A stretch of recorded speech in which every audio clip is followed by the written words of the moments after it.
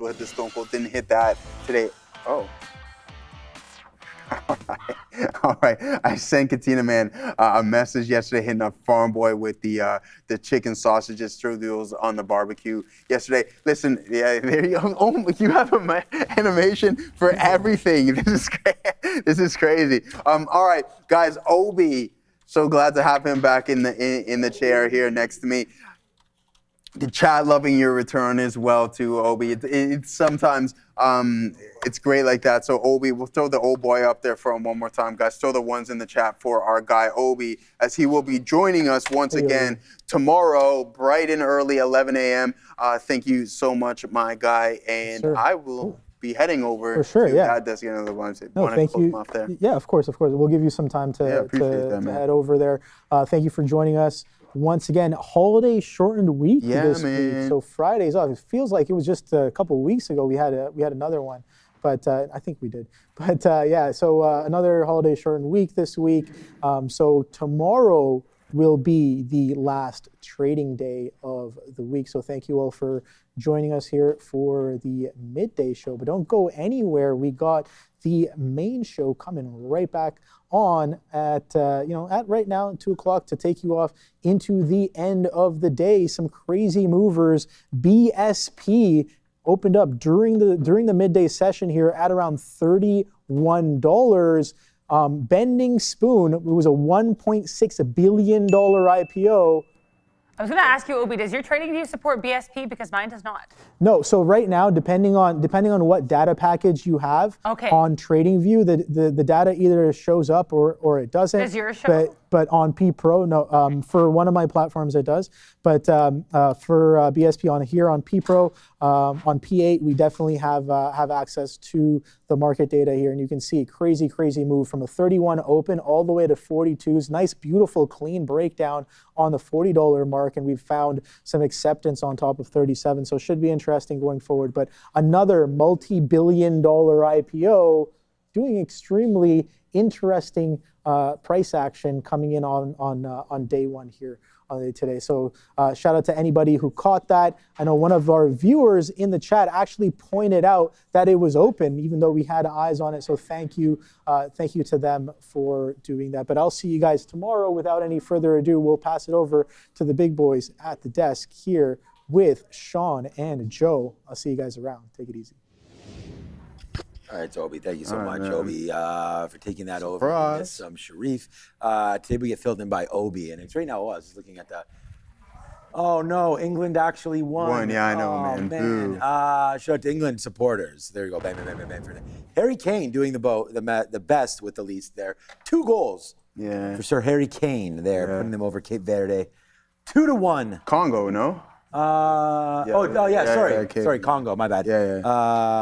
So too bad. That's I always kind of cheer for the underdog, but same, especially in this scenario where there's a lot of English supporters out there, so I think that's probably a good thing, to see them go through. But congratulations to England. They're just squeezing by in the 86th minute. 75 and 86 minutes. Wow. Yeah, I know. Pretty special there. Reminds me of Morocco when they took down Netherlands there in the last couple minutes and then won it in PK. So.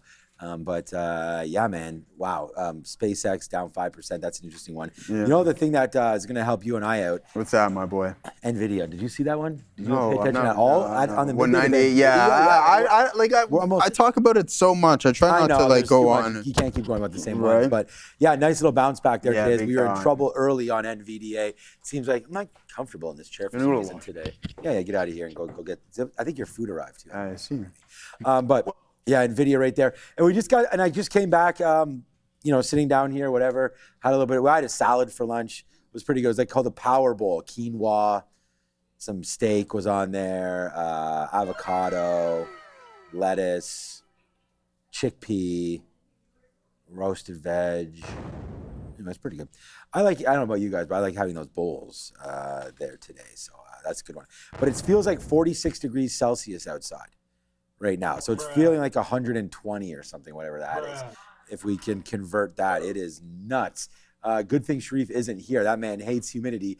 And if he hates humidity, then he would hate life right now coming in. But hey, man, a name that I wanted to buy and didn't, and still have lots of time. I don't know what, you know, and I came in and was like, oh, man, that just happened. And nobody's like, it didn't go up that much. And he's right. And now it's actually way down again.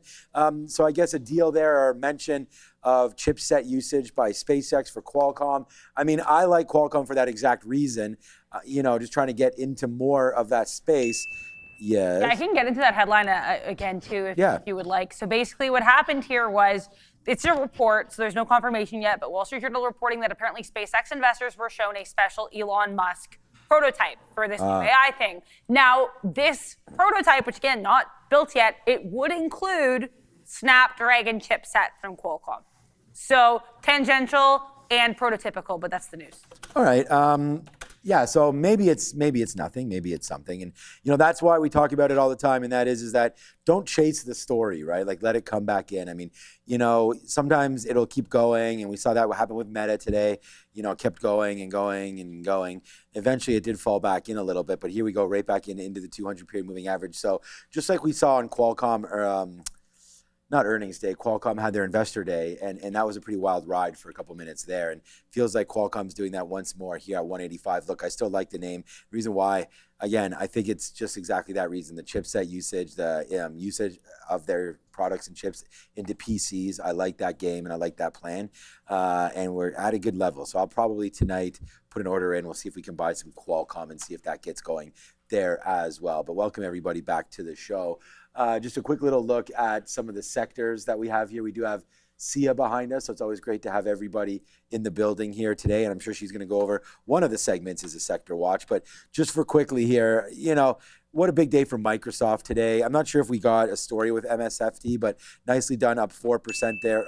Laying off roughly 2.5% of their workforce. That came out though before the open. Wasn't that a story yesterday about Microsoft? Or no, that was a story. I think it was reported late yesterday. Okay. But I've seen it circulate today. So. Yeah, I know, Taylor. I know. How am I not long Palantir? I just put the hat on, so I feel like I should just put the hat on and punch long immediately on Palantir. We'll go over some PLTR at some point there because there's Palantir right there. You are up now, Joe, 9% today.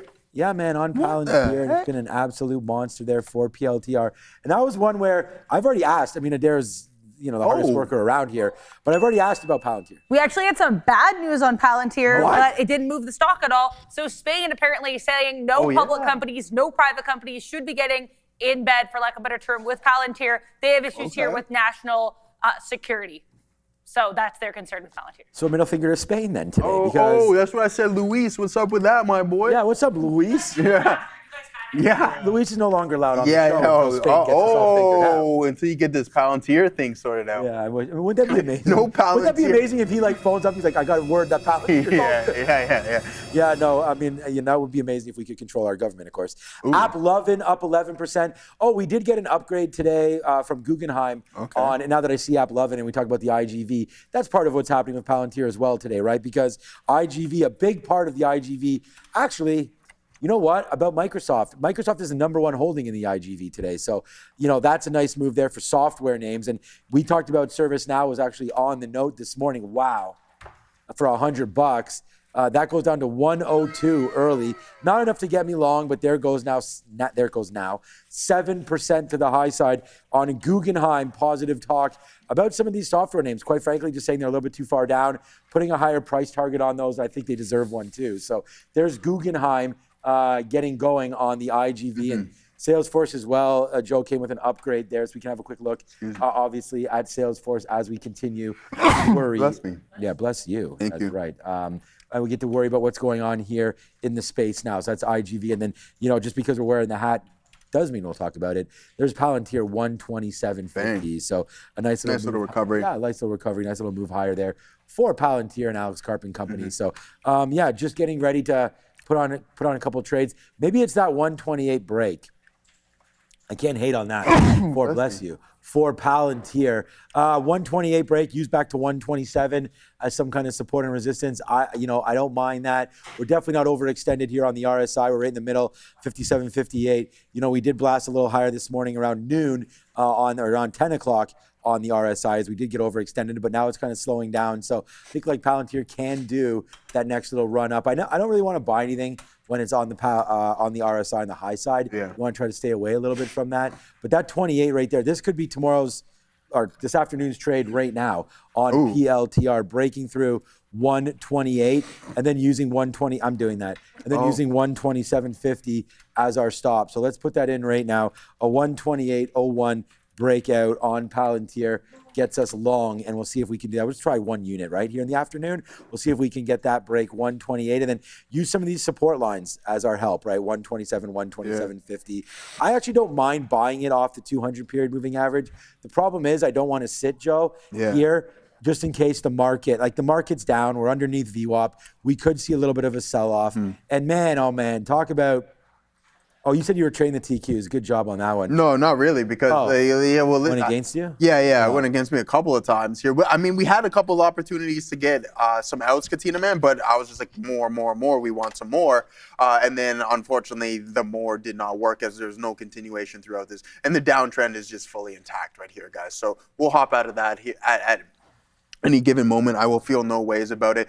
But it's been the Meta Show today, and we were having the conversation with Brian Shannon yesterday. Yeah, Brian. Okay, so what I was getting at is there's market breadth. Like you're 1% off of the all-time highs, but with the exception of Apple, the majority of them were down double digits, just touching into 10%, some 13, some 16. Not, I don't think any of them hit 20%, maybe with the exception of Broadcom.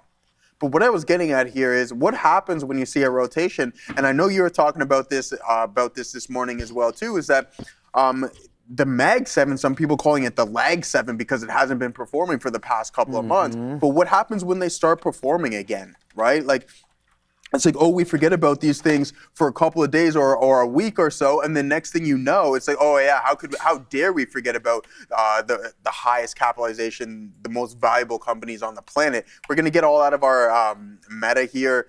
Sean, it's coming back to our break even. I had an additional add at the lower end of this range right here.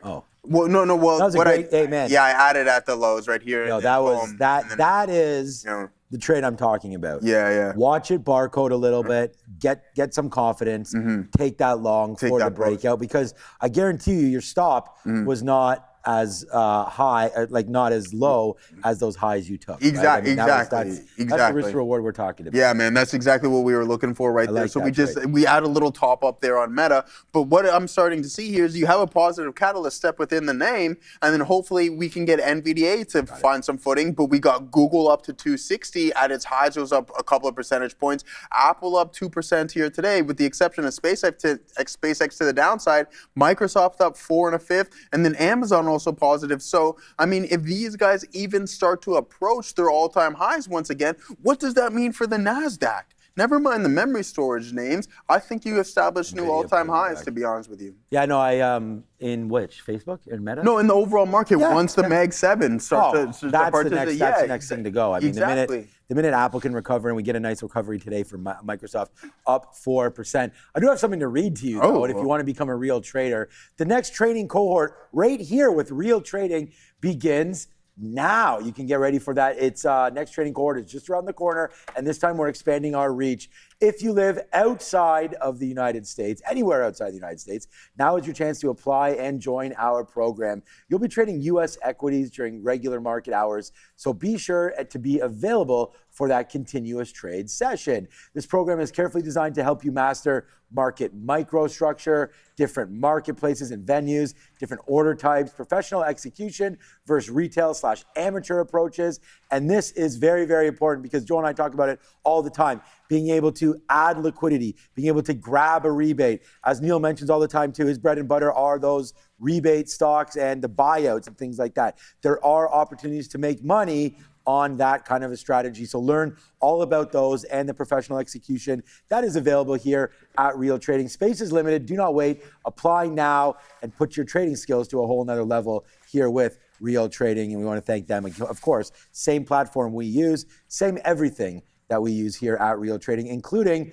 Joseph, myself, Obi, all of us, has had a hand in working and talking about some of the platforms that are used there in the training program, including the risk variables and everything like that. We're all very, very familiar with it and all went through it. I mean, I didn't go through it because when I was here, I started with maybe a couple hundred traders in the whole company. Now there's over a couple thousand, and everything has changed a little bit. We've definitely helped design and curate that program to the point where it is bigger and better now than ever. So join it up right now. You might be saying, hey, if I'm a trader and I want to trade here with Real Trading, who's making all the money at Real Trading? I'm not going to tell you exactly who it is because he's sitting right there to my right. Yeah, okay. I didn't mean to say, I didn't realize he was mowing down some of his burger over here. So we'll pass on that. But here it goes. These are the top 10 traders at Real Trading yesterday. Could they be part of the campus program? Potentially. I'm not sure. Yeah, I see that. Yeah. Blue Ocean there. Blue Ocean's okay. Top number 3 Blue Ocean right there. Amex, Nasdaq, Blue Ocean there. Probably the guys in China are crushing Blue Ocean. Yeah. Yeah, because again, like Obi had mentioned there, completely different opens at 8, right, Obi?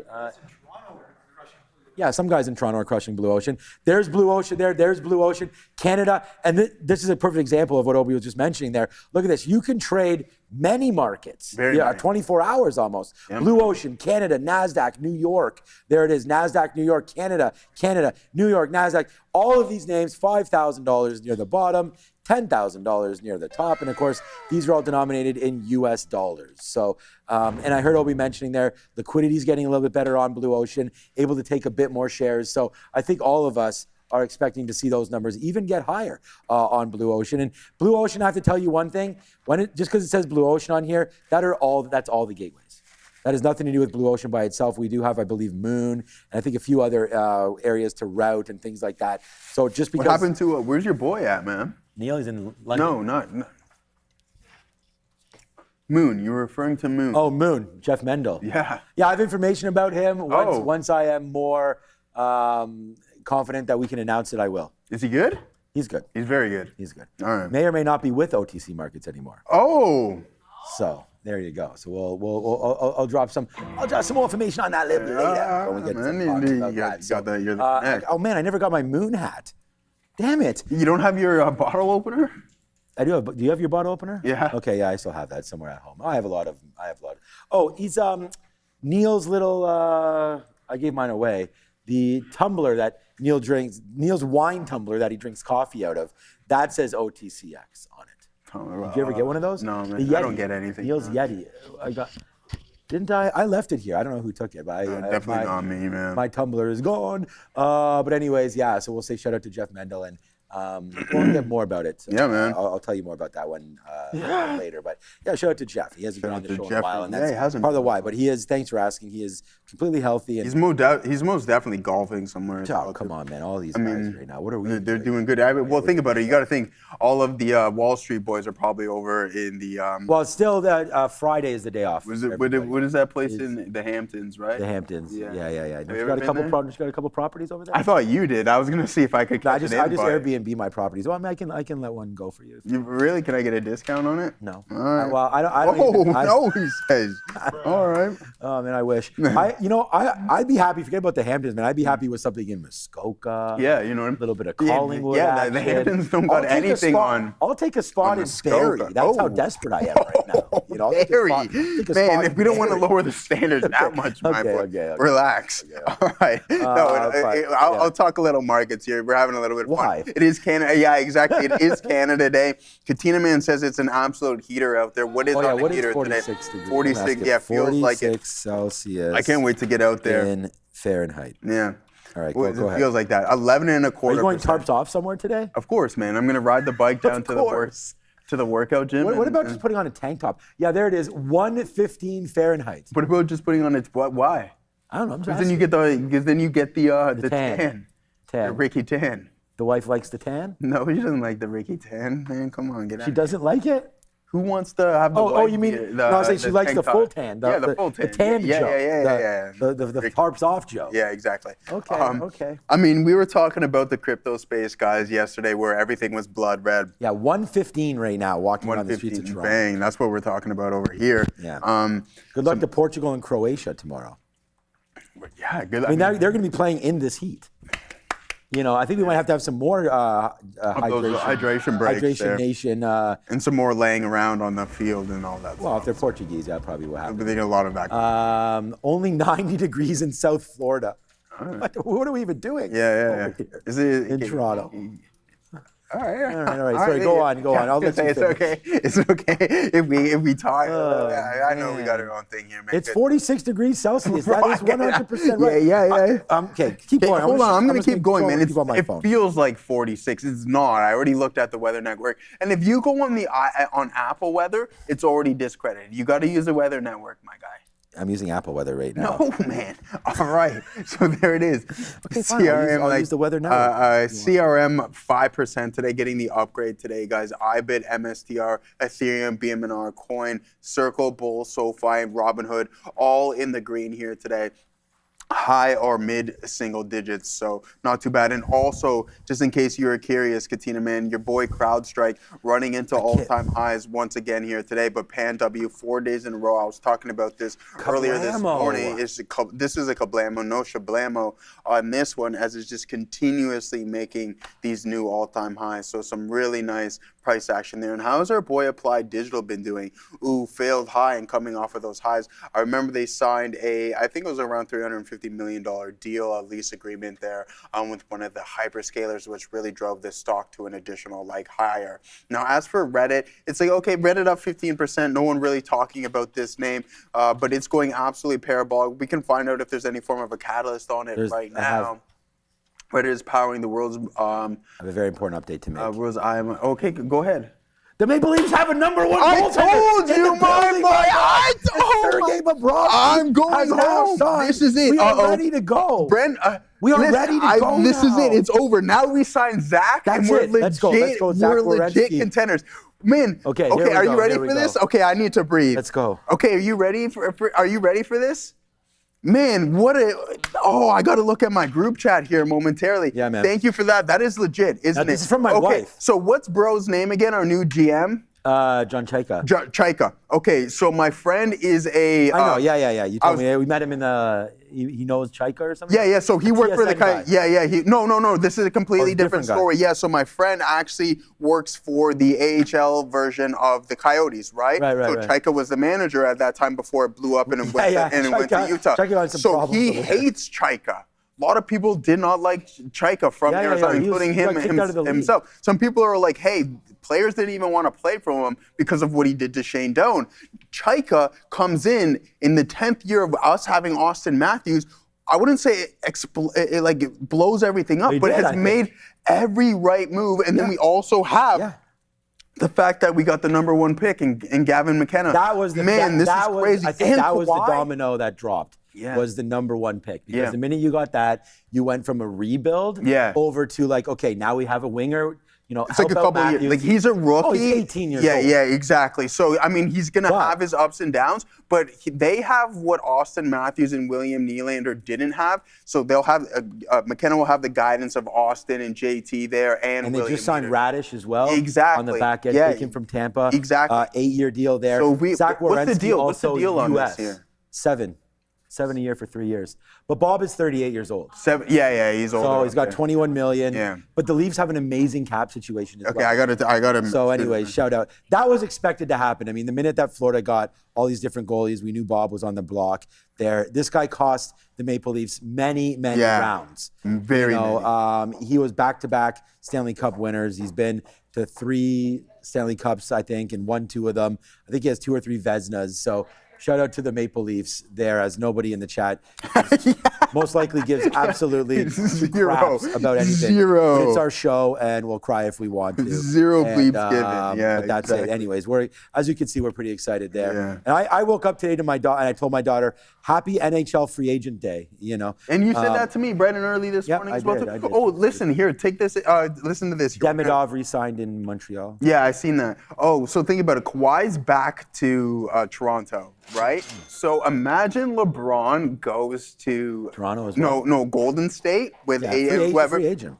Right? And then it's just so happens to be a Toronto Golden State rematch in the finals. I like Toronto's chances more than Golden State's, to be honest with you, in that situation. Wow, man. Yeah. Well, look what Adam said. What? Yeah, he's not wrong. He's not wrong. He's not wrong.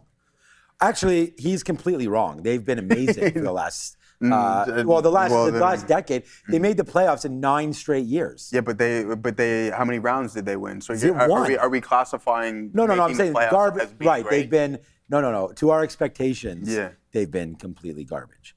But there's been many teams that haven't even. Buffalo Sabres haven't made the playoffs in 14 years. Yeah, but they already won more rounds. They did. Yeah. But they won more rounds than the Leafs did in 7. I'm saying the Leafs haven't been garbage. They've been one of the top teams in the NHL. We just can't win in the playoffs. Yeah. So thank you for the $2, but you are right. I mean, obviously, that's why we're so excited. I mean, if we had won the Stanley Cup last year, we'd just like, okay, we got a goalie, let's go. Yeah, exactly. With that one. The biggest disappointment in Toronto this year by far, it's not even close, is the Toronto Blue Jays. They're an absolute dumpster fire of a disaster. But here we go. It's Vladdy's fault.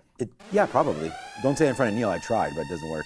All right, here we go, man. 128.03 right now. Vladimir Guerrero has 4 home runs, making $70 million a year, something like that. Exactly. There goes Palantir right now. So we do have a first trade on this afternoon. It's Palantir trying to go through this level right now. The Blue Jays also do have a lot of injuries. Like, I don't want to say, Vladdy brought us to the World Series. I mean, he played absolutely amazing, and but living in the past for sure. With Vladimir Guerrero these days, but hopefully they turn it around. Baseball is one of those fickle things, all sports are. You're hot one year and not the next, to be completely honest with you. A little bit of an out there. We just took some 15s there on Palantir, just took out 5%. I'm only in 5% in Meta. We could talk about that earlier, but that was our double take there on Meta earlier. We're going to go over to Adara. We are in a new position here with Palantir. It's a special Canadian edition of To the Window, to the Wall, where I pull up a infographic window and we look at it on the wall. Now, it is Canada Day, so happy Canada Day to all Canadians. I thought, why not do a fun little Canada Day infographic? Now, what do I have for you guys here? I have Canadian companies that have U.S. listings, and I looked at how the U.S. listings have performed so far this year. I was going to do like an all-time performance and then also year-to-date, but the all-time performances varied so much that you really couldn't visualize it in an appealing way. So I scrapped that, and here we are. 3 of these companies are up so far in the year. Sorry, 3 are up in the year, 3 are down. So let's start here with Barrick Mining, trading as B on the NYSE. They're down about 15%. BlackBerry, not just the best performer here, but the best performer by a mile. So good look here for BlackBerry, of course, co-founded by Mike Lazaridis over in Waterloo. You've got nearly 235% growth here. Celestica was doing better. They've pulled back from their high of the year, but still up about 23%.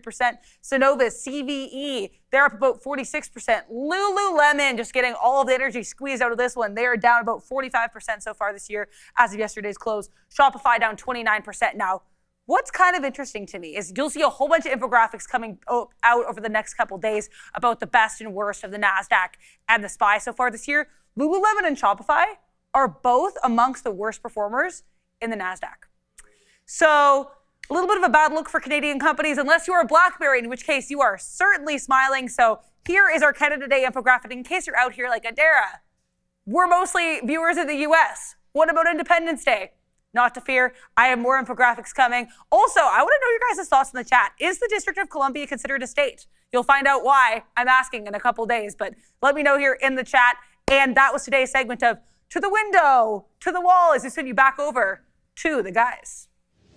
I'm retweeting that. That's a great graphic there. Well, I think we should have put this company on there.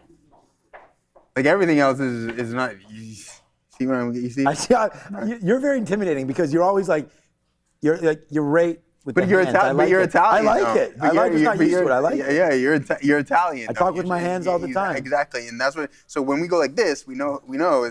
What about? Listen up here. What about Enbridge? Why isn't Enbridge? Why wasn't Enbridge? Why wasn't Enbridge on there? Or Aecon? Huh? Yeah. Aecon performing with Usher, I think, here at the RBC. Not that Aecon. Oh, not that Aecon. No, the company, the construction.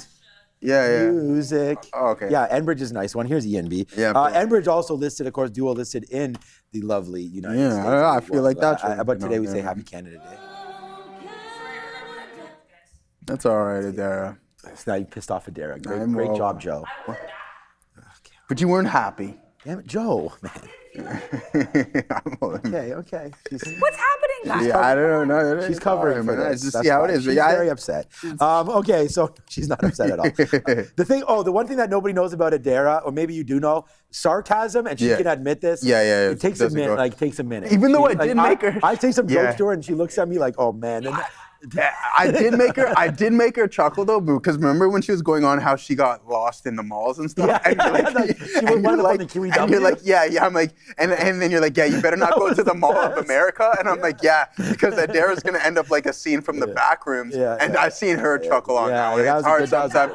Yeah, because you know what I mean. It's sometimes hard to get a chuckle out of Adara, but I'm glad that we got that going on. But I'm not in anything. No bullying. No. This is Enbridge though, man. Enbridge had a great year, like you had just mentioned there. Beginning of January, down there, $46, $47, up to 53 now, but a nice little pullback. And there's a pipeline company, right? So Enbridge, and we've seen sort of the huge moves up. And I really like Enbridge, very consistent dividend and continual dividend payer. So, all right, Palantir, let's go over this quickly. Ripped up there. I only got out at 10%, 5% each time there. I'm trying to do that a little bit more to see if I can hold a little bit longer. Oh yeah, which is we do still have, and it's only at 620. We did drop, I held 10% throughout all of this, and that was out right there once it broke 620. That executed as we were gone during lunch.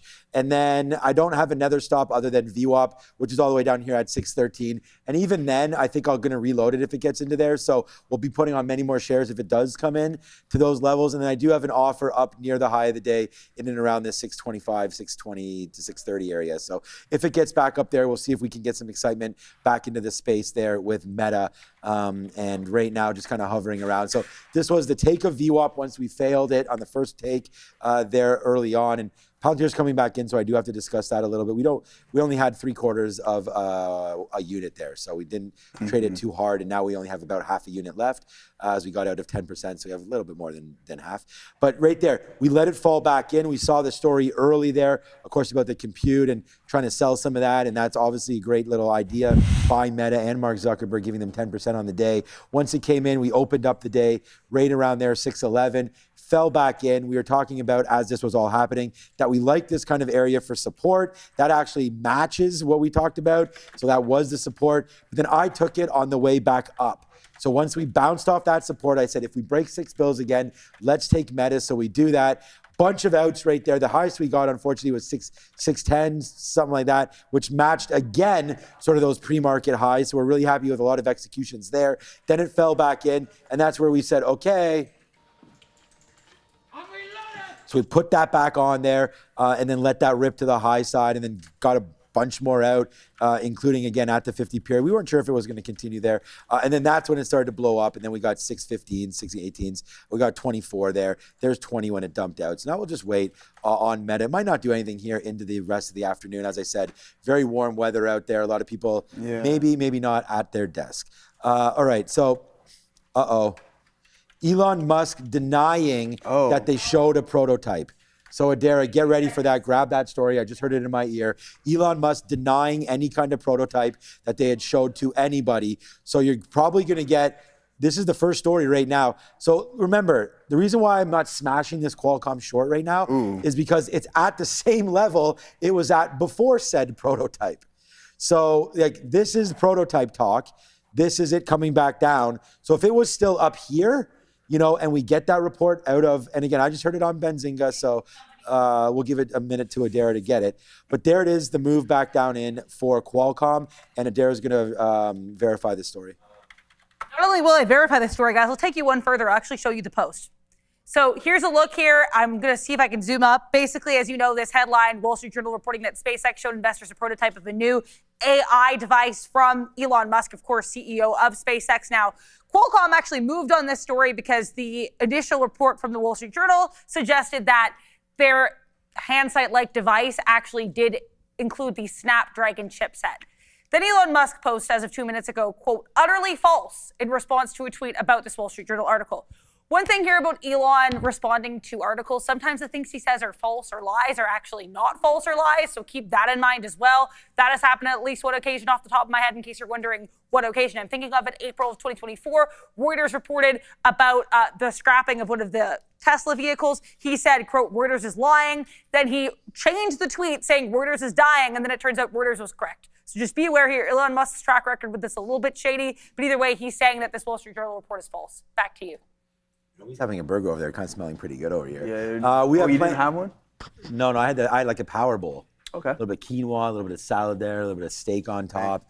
And the reason we're doing burgers tonight at the house. Oh. So we got the ground beef going. I like just make them myself. Put a get the truck couple or spices. No? Yeah. We always get, or medium. It depends. Yeah. The wife grabbed it. I'm not sure if she grabbed it today or probably yesterday. So hopefully Farm from boy? the butcher. I love going to farm. I'm not even sure where. Okay. Because I got home yesterday and immediately took the boys out to bowling. Then we went out to dinner. And then I picked up my wife and daughter who went down to a play yesterday. They went down. Yeah. to I remember you saying that. And that was a lot of fun. So I went down there and picked them up after 10:30 or so. I didn't even get to see what was in the fridge. But yeah. So anyways, we'll do that tonight. And yeah, I have never used like the lean or anything like that. You got to have a little bit of fat, you got to have the content truck. there. In the burger, but yeah. So I set my stop orders. Let's talk about Palantir. It's a new position, so we'll just go alert on that one. And I know the Midday guys will trade Midday names, maybe some small cap names. I'll look at that JEM that just halted again right now. So I'm going to call that up for you guys in a second.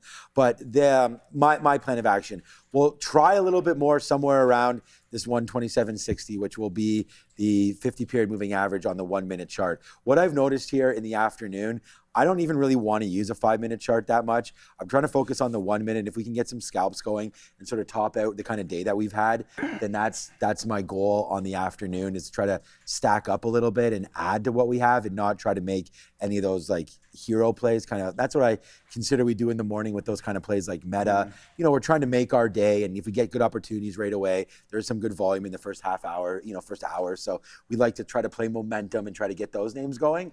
But long story short, for the afternoon, you never kind of know what's going to happen, and plus we run into those imbalances.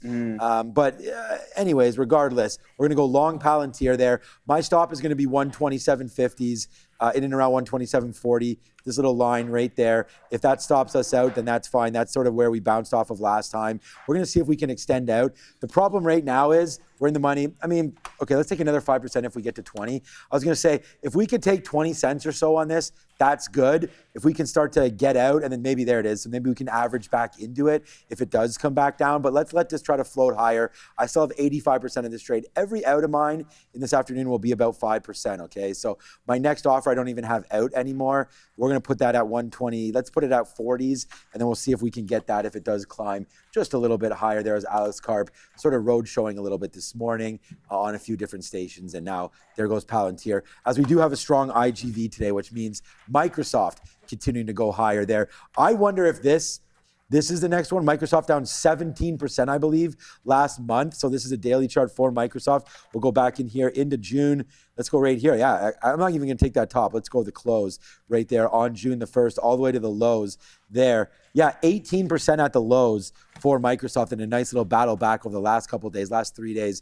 Nice move back higher there. Now giving us a peak to trough there, 16%. So nice move. Whoopsies, get off of that. Nice move for Microsoft back to the upside there. If you're trying to find some value, there may be something in Microsoft at some of these levels. And just like we saw Meta pull the trigger on a new story today, what's Microsoft's next sort of idea here, right? So we'll wait to see if they can get that all solved. Remember, Xbox still there, LinkedIn, they still have Azure. They have Copilot. They have the big investment in OpenAI. So, something could happen at any time with Microsoft. And what I heard from Jim Cramer yesterday, the same guy that told me that Meta was going to do this cloud thing, Cramer talked about, for everybody that hates Cramer, I get it, but yesterday he mentioned that Meta needed to do something with their compute. And today they did it, it's up 10%.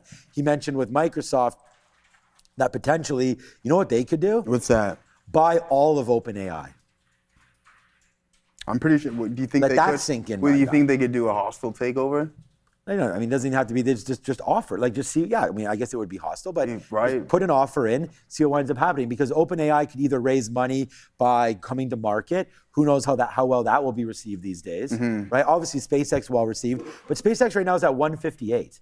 They came out at 150. And you have Elon Musk behind it. Yeah. With Sam Altman and some of the issues surrounding that dude. I'm not sure how well the OpenAI. And think about how many, like, if you follow, I know Derek will probably chime in on this, but like if you're a company like Oracle, and you have all this remaining performance obligation to this one specific company, what does that mean if you have Microsoft step in and hey, we want to own actually everything that you're doing? And that's what I mean. So I'm not sure Microsoft would actually do that. I'm not sure if that's an even valid thing. That was just something that he had mentioned, was talking a little bit about it. He said the catalyst for Tesla, of course, is SpaceX and potentially getting that all wrapped up into one. He had sort of a catalyst for everything.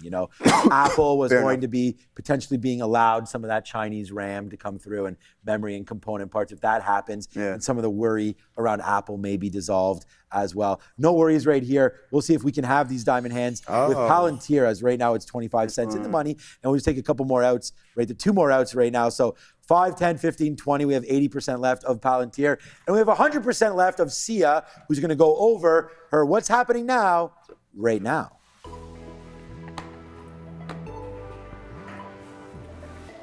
Thank you so much for that, Sean. Let's take a look at what the 3 major averages are doing at the moment. The SPY is currently up, 0.057%. We have the triple Qs down on the day, 1.26%, and the Dow up 0.053%. You could say it's technically trading flat, but a little bit in the green over there. Let's talk about bending spoon. So the owner of AOL, Vimeo, has popped on its first trading session in the U.S. market. So the stock has made its debut today on the Nasdaq. It opened at $31 per share. As we know, it is modestly above its IPO price of $29 per share. So shares, last I checked, were up 37%. It's still holding very close to that, up 36.62% on the day. We're also going to take a look at GIS. That's General Mills, up almost 7% on the day today. You know them as the maker of Bisquick and Cheerios. They've jumped. GIS has reported fourth quarter adjusted earnings of 95 cents a share on revenue of $4.61 billion, topping the FactSet consensus for 80 cents per share and $4.59 billion in revenue. And they've also announced plans to generate $3 billion of cumulative costs savings through the fiscal year of 2030. So the stock currently holding up, again, like I mentioned, 8%, very close to 8% on the day. We're also going to take a look at DDOG, that's Datadog over here, that's up very close to 2% on the day. Stock has gained after Datadog has disclosed that it'll be acquiring Adaptive ML, which is an AI startup that basically works on the deployment of specialized agents. And the terms of the acquisitions have not yet been disclosed, but stay tuned for that. And finally, ILLR. That's Triller. That's right. Triller currently down on the day, very close to the 30% mark, 28.5% over there. They have said that the Nasdaq won't recognize omnibus financing authorization. So they have issued a certification on its omnibus authorization for financing, saying that Nasdaq is not recognizing the authorization for shareholder approval compliance. This is coming as per the reports from the company. And Triller has said that it intends to comply with the Nasdaq rules for future securities in issuances as well. And the company has also added that it has not entered into any new definitive financing agreement and has not issued securities as well under the omnibus authorization since the company had its final annual meeting. Currently, like I mentioned, stock down 28.12% on the day. That's it for your happening now. Sending it back to the guys. All right, back to our hip hop and rap. Bryson Triller over there. I know that's not the thing. That's a stock. You like Bryson Tiller? No, the stock was Triller. Yeah. I just brought it up because we had talked about that a little bit there. All right, man. We got a little bit of a. It's not even really a reload. I mean, we did say that we were going to sit here at the 50, the 50 period moving average. So we did do that on Palantir. So we got it, came right back up into the 25 period moving average. So we just got 70s there. We dumped them out there at the 25 period moving average in and around 90, 92, 93s. So again, it's an average price. So that's why you're not seeing like I'm long at 70. We have an average price now is 84. But we did take some out near that top area there, and now we'll wait to see if it does want to mature up. The problem is, like I had said before, is that this market right now is like, there's a high, there's a lower high, lower. I don't need to tell you this. Did you say hi to Ramin today? What's up, Ramin? Yeah, I did. I actually said hi to Ramin today. I scared her. Oh. Apparently. Yes, as well. So I have that effect on many women.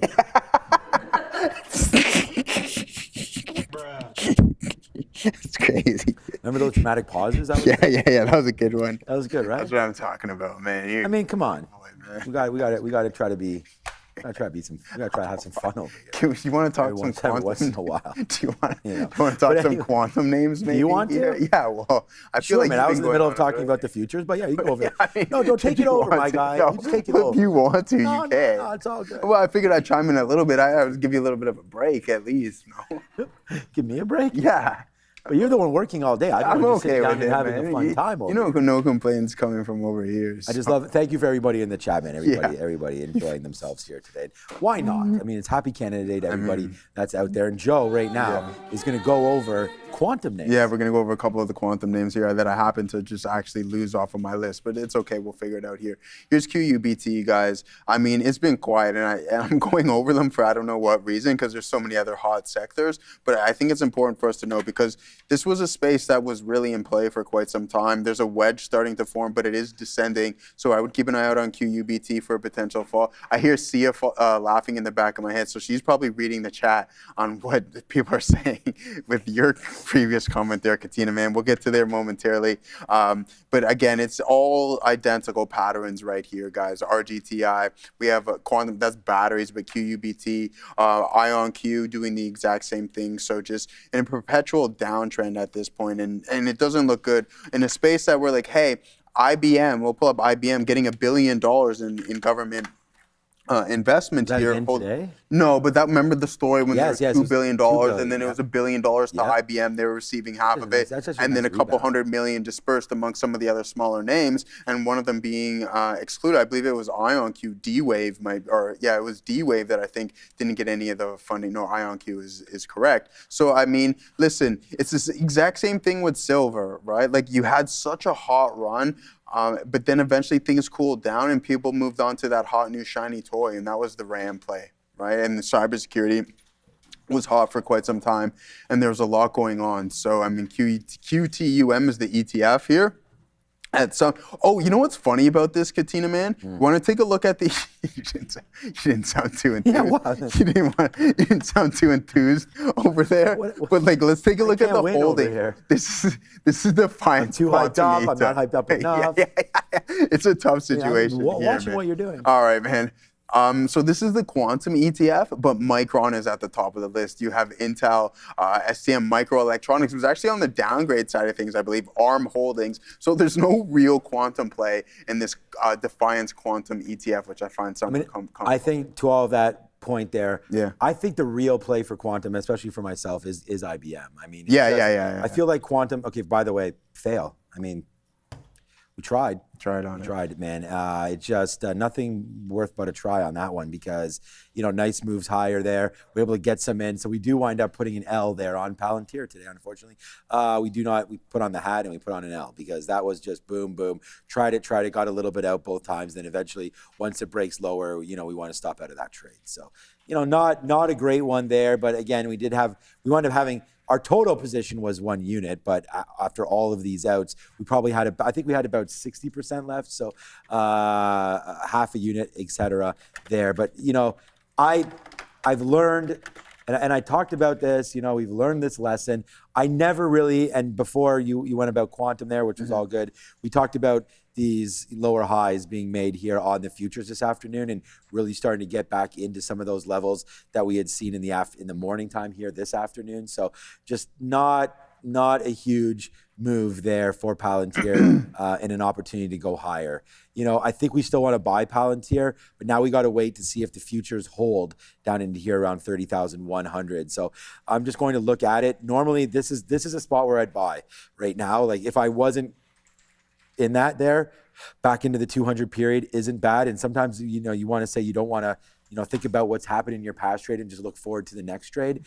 But because the futures are heading to the downside, I'm going to hold off on buying from the 200 period moving average. That turned out to be awesome. That was 127.15. So, you'd be in the money now about 25 cents. So we'll see if it does pull back. Palantir for me is more of a buy in this area. So we just looked at where the day's low could potentially come into the Nasdaq. So what about like the low rate here of the most recent move? So, 126.50, 126.70 or so for Mr. Alex Karp and company there with Palantir. That would be something to look at if that does come into play. And we had done this yesterday where Palantir was my worst stock because we had and it was yesterday after, oops, get rid of that. We don't need those lines to be drawn. It was right into this. We just kept on, it was at 10 o'clock. It was in this area here. We kept on thinking it was going to hold, and then eventually it did pop higher, but then made a move back into the lows where at about 11 o'clock, that's when we put that trade on and, we came back and yesterday we had a monster winner there in Palantir. So we lost all in here trying to hold some of these bids. Then all of a sudden it came back into these lows and we were able to sit here. I think it was just 115. We got long at 115 and gave it probably that same 25, 50 cents, something like that to the bottom. And then it just ripped off of that. So if we're going to do the same sort of thing here for Palantir now, obviously we're not going to get into the lows right there, I'd hope. So I'm going to use some of these lows now as an indicator for Palantir. So if we buy that 126.50 like I just sort of indicated there, we would use this 126 or so as our out. So I think it's much better of a risk to reward there to take that, let the trade settle out, and get going on PLTR. Yes, sir. So that would be something to look at there. And then I paid for shorts on SpaceX. I'm not sure if you did. I definitely did not. No, I know. I asked you earlier, and I knew you passed on that one. But there it is, man. VWAP trade today on SpaceX. How good has that been? I heard Obi talk about VWAP a little bit and how he ignored it sort of in the beginning of, I know he's not here right now, I would ask him. In the beginning of his trading, he didn't really look at VWAP too much, and now it's one of the staples. I think that's what he was saying. No, he definitely started saying, hey, how am I supposed to use this thing? Yeah, So now he's using it a little more often. We'll double check that when he comes back here. But, there it was there. VWAP, for example, in the morning. This is in the pre-market. I don't really look at VWAP too much in the pre-market. When the market does open up, right there at 9:30, of course, it opens at VWAP. And we don't see that at all, man, all the way down. That's this sort of purple, bluish line right there, which finally comes into play around 1:30-ish. We do break higher, so nothing wrong there. I would think that that's an area to definitely get chopped up because I think that VWAP break, if I was sitting here, and which I was, but wasn't looking at SpaceX, that would have probably ignited a long for me, there. So that would have been wrong. Pulls back in, tries to break again, and then it's like whoosh. Once these double, triple tops start to happen there, it actually goes back to this 163.50 area, almost exactly there. Joe, that's hilarious how that winds up happening. But right into there, that high matches with that high, and then it lost VWAP there, and then there's the pushback lower. So I don't think we want to sit around and try to catch any bottom right now in SpaceX. So for me, it's looking, this is a 25 period moving average. I would say SpaceX in this area for me would be a short. That's another 159, 158.50, something like that, for an opportunity to get some SpaceX into the short. So I'm going to look SpaceX short now. Hey, if we get to 150, completely different story. We could flip that on its head and try to go long. So people talking, we do have to go to SIA, which we'll do in a second. Yeah. People talking about Big Bear AI, I saw in the chat there. So whenever someone writes that, what's up to LLXELOLL in the chat? Big Bear AI, not doing a whole heck of a lot. And I think Big Bear AI might have found a home in and around this 320 to 350 area. So, we'll see if that winds up holding. Looking pretty good. We did catch that move back. You guys know we were long at 420, back up to 550. Let's go back over to hold on. Before we do that, you guy 33, you're asking about these. You got to think when the China talks when the states were in discussion with China, you've seen a little bit of a pop here within this. I think it's a little bit tougher of a play, USAR, right? Here's the rare earth as well as that you're asking for. I think there's other places and better places to deploy your cash. If you want to sit through this ebb and flow, then by all means. But think about it. You go from $31 back down to 13, so you get cut in more than in half, right? And then when you're in play, you just give back the majority of that move. So some of these precious metal plays are not in vogue right now, in my opinion. So just keep that in mind. Obviously, your capital, not financial advice, but I just think there's better places where you can deploy your cash at this moment. Let's send it off to the desk.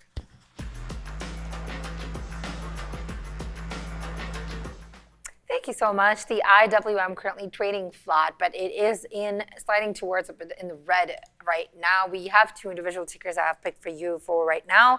GLOB, that's Globant, has announced an alliance with Anthropic to redefine enterprise AI delivery with cloud-powered AI tools. AI pods happened late yesterday. The stock is up almost 9% on the day. DXC is up almost 10% on the day. Delhi Infrastructure introduced Private Cloud Plus. Now, what is that? It's a hybrid private cloud that is powered by the company, by Dell Infrastructure and operated by DXC Oasis, built for enterprises and governments that are running sensitive as well as regulated workloads. So it combines public cloud flexibility with private cloud security, governance, and control that supports both traditional as well as AI workloads. With that, DXC is up almost 10% on the day. All right, thanks, Sia, for that little look there on DXC. We talked a little bit about Alibaba. Sometimes when I hear that, that means there's a super chat coming. Yeah, so Baba was up. Oh, it's lagging. Okay, in a couple of minutes. See, this is the thing. Our super chat is understanding that it's 45 degrees outside and it's taking its time to come. Oh, yeah, that's right, man. What does BSP do, actually? We could look that up or try to ask in the back. Give me a BSP stock Wagwan. Wagwan. Do you think that they'll understand what that means? Yeah. All right, so here's BSP right now. Of course, Bending Spoon right now. Bending Spoon. Oh, yeah, look, I did ask that to Gemini. I said BSP Wagwan. And it goes Bending Spoon. You're talking about the hot new tech one. An Italian app developer? Why am I not long this thing? Yeah. They own Vimo, WeTransfer, Meetup. Made its massive debut today. So yeah, there it is, man. It looks like a software name there. Okay. BSP. Is that the right one? Looks like that is it. The big news on there, Bending Spoon. So there looks like Italian app developer. I mean, I don't know if I love that space there. We've seen, again, AppLovin is more on the sales side, selling advertising and things like that. But yeah, there goes BSP. What a move today, and up 35%. And whoever sent that super chat, thank you so much for that. And for me, that I actually looked at it, and this is where it opened. It actually broke, so it actually did exactly the same thing that SpaceX did. Almost exactly the same thing. So that is, if you take that opening print long, it goes up and then it came crashing back and breaks that 31. And for me, that's a scary thought. So I would have punched out. So for me on this one, I may have made something relatively small on it. The reason why SpaceX turned out to be so good, and Neil was here, he didn't punch back into the long, but was because once it broke back to the high side, I was able to get back long. And that's what ran it through, right? And so I just want to say that and I think the real trade on this one would have been this 33 break, and if we sort of zoom back out a little bit, you can see what that looks like. So right into here, it kept bouncing its head off of 33, and this is actually 33. So if you put a line right there on BSP, that's 33-ish. So that kind of break, you could have used maybe 32.50, which was this sort of low area there, traded it in this channel, and then when we break the channel is when it goes boom. So that was kind of the trade right there on that. So I'm actually thinking for Anthropic almost more along those lines. So let's just say I want to take 1,000 shares, wink, on Anthropic. What I would probably do is maybe take 500. Right out the gate. Right out the gates, right? And then wait for something like this to happen. And then boom it for the other 500. Because it did that to you on the initial. That's what happened on SpaceX. But you got back right. You got right. So I got out of 100% of the trade. So what basically happened, let's just say I had 1,000 shares again, right? And then it went up $3 or $4. I got out of 20%. Yeah. So I got out of 200 shares. And then it cracked through. Yeah. So my market order hit. Thankfully, I got out at 51s. So we're able to still make $1 on the other 80%. But then when it retook 50 again, 150 SpaceX, that's when in here, we're looking at this one, but we should pull this up just on SpaceX here so I can maybe show it to you. Let me show it to you right here on a bigger, we'll go over here on e-signal, and that way I can actually show you guys a lot better on that one as we'll go over here on SpaceX to its IPO day. And actually even on, how many days ago was it? Even on e-signal, you can even type in the day. If I actually knew the day, it was June 19th, I think it was, wasn't it actually? So what day is this? 23rd. Okay, we're there. One more day on SpaceX. Sorry about doing this right in front of everybody, but I did want to show you what it was. You're on the 1 minute time frame too, and making it a lot more difficult. Wait, the 17th? What day was it? Was it the 16th? What day was SpaceX IPO? You go to a higher June time 12th, frame. 2026. Oh, 12th. Oh my God. Okay, so we're almost here. If you go to a higher time frame, I know, but now at this point I'm almost there. If I reset it, there we go. Okay, you're in it now. Okay, here we go. I'm in the cipher right. already. So yeah, so this is what happened here on SpaceX, right? And so this wick is actually real. So what happened was it opens up right down here, and maybe I can even zoom in. Just maybe I can't even do it too much more than this because it's a minute chart. But so it opens up there at 150. We all get long at 150. It goes up to 152. This is the time that I was able to get out. So it actually goes up to there, or maybe I got up in this chart in this tick. But then somebody flashed a sell order, which brought this thing down. Basically, and I don't remember if it was, I think the exact timing was a minute 30 or something like that. It crushed it back in. We got stopped out. So on this move down, we got hit. So it came back into 150, broke that. Once it took 150 again, I rebought it, and then whoopsies, now what have I done? And then we enjoyed the rest of the move. Oh gosh. Then I enjoyed the rest of the move higher on SpaceX the rest of that day. And as you guys can see, man, the rest is history on that one. It goes all the way up to 175. And then, Joe, we were lucky enough to play the short at the end of the day there on SpaceX. So this is what SpaceX IPO looked like. Was it a money-making opportunity? Yes, it was. Absolutely. Could have it been better? Probably. But that was a straight move right there, up $8 to $10 straight. Sorry, $18. That's 168 right there within the first few minutes of SpaceX. So yeah, man, definitely left some money on the table there, but it did break and we did get wicked out. So just as we go, and we have a little bit of time to kill here, it's just 3 o'clock. As we enter power hour, look how familiar that looks. What happened there? Look how familiar that looks right now on BSP, right? It's almost the exact same trade as we break right there. So there's the move higher, there's the breakdown, and then there's the move. There's the breakdown. So nice little move there for BSP, bending spoons there. Thanks for the super chat as that continues to work itself out. All right, man, this is why we get out of Palantir, honestly. Yeah, good job. You know, get out there. It does come into 127. We talked about maybe 126.50 or so as a possibility there for Palantir, but we do head for the doors there as Scooby-Doo. That's Bedrock. That's Flintstones. Flintstones there running around there. Yeah. Yeah. You ever watch Flintstones? You might be too. Yeah, man. Remember the live action movie that? Oh yeah, that's right. Wasn't that with the guy that's from? You know, they say I know what guy we're talking about. That family. The Marvel show. guy. No, wasn't it the guy that does? No, it was that guy who was. What in movie are we talking about? The Flintstones. Man. Oh, that was Jeff. His name is Jeff. I'm getting confused. The guy who lost the character, the Goldberg. The guy who lost a lot of the weight. John Goodman? Yeah, that's it. No, it's not John Goodman. Yes, it is. Is it not Jeff Green? No, it's John Goodman. Oh, it's John Goodman. Yeah, R.I.P. Elizabeth Taylor, apparently. Yeah, good one there, John Goodman. Love John. You ever watch Cheers? No, I never. Everybody. He was also in. Oh no, wait. Was he in Cheers? Yeah. Was also in Roseanne. Yeah, that's it. Roseanne. That's what I know John Goodman from. But that's a theme song where everybody knows your name. That's with that was classic, man. With Cliff and everything like that on the bar there. Yeah. And a great, one of the classics, man. Ted Danson, absolute legend. Ted. You know what's not dancing for us right now? Yeah, you tell me. Is this meta reload here around the lows at 618?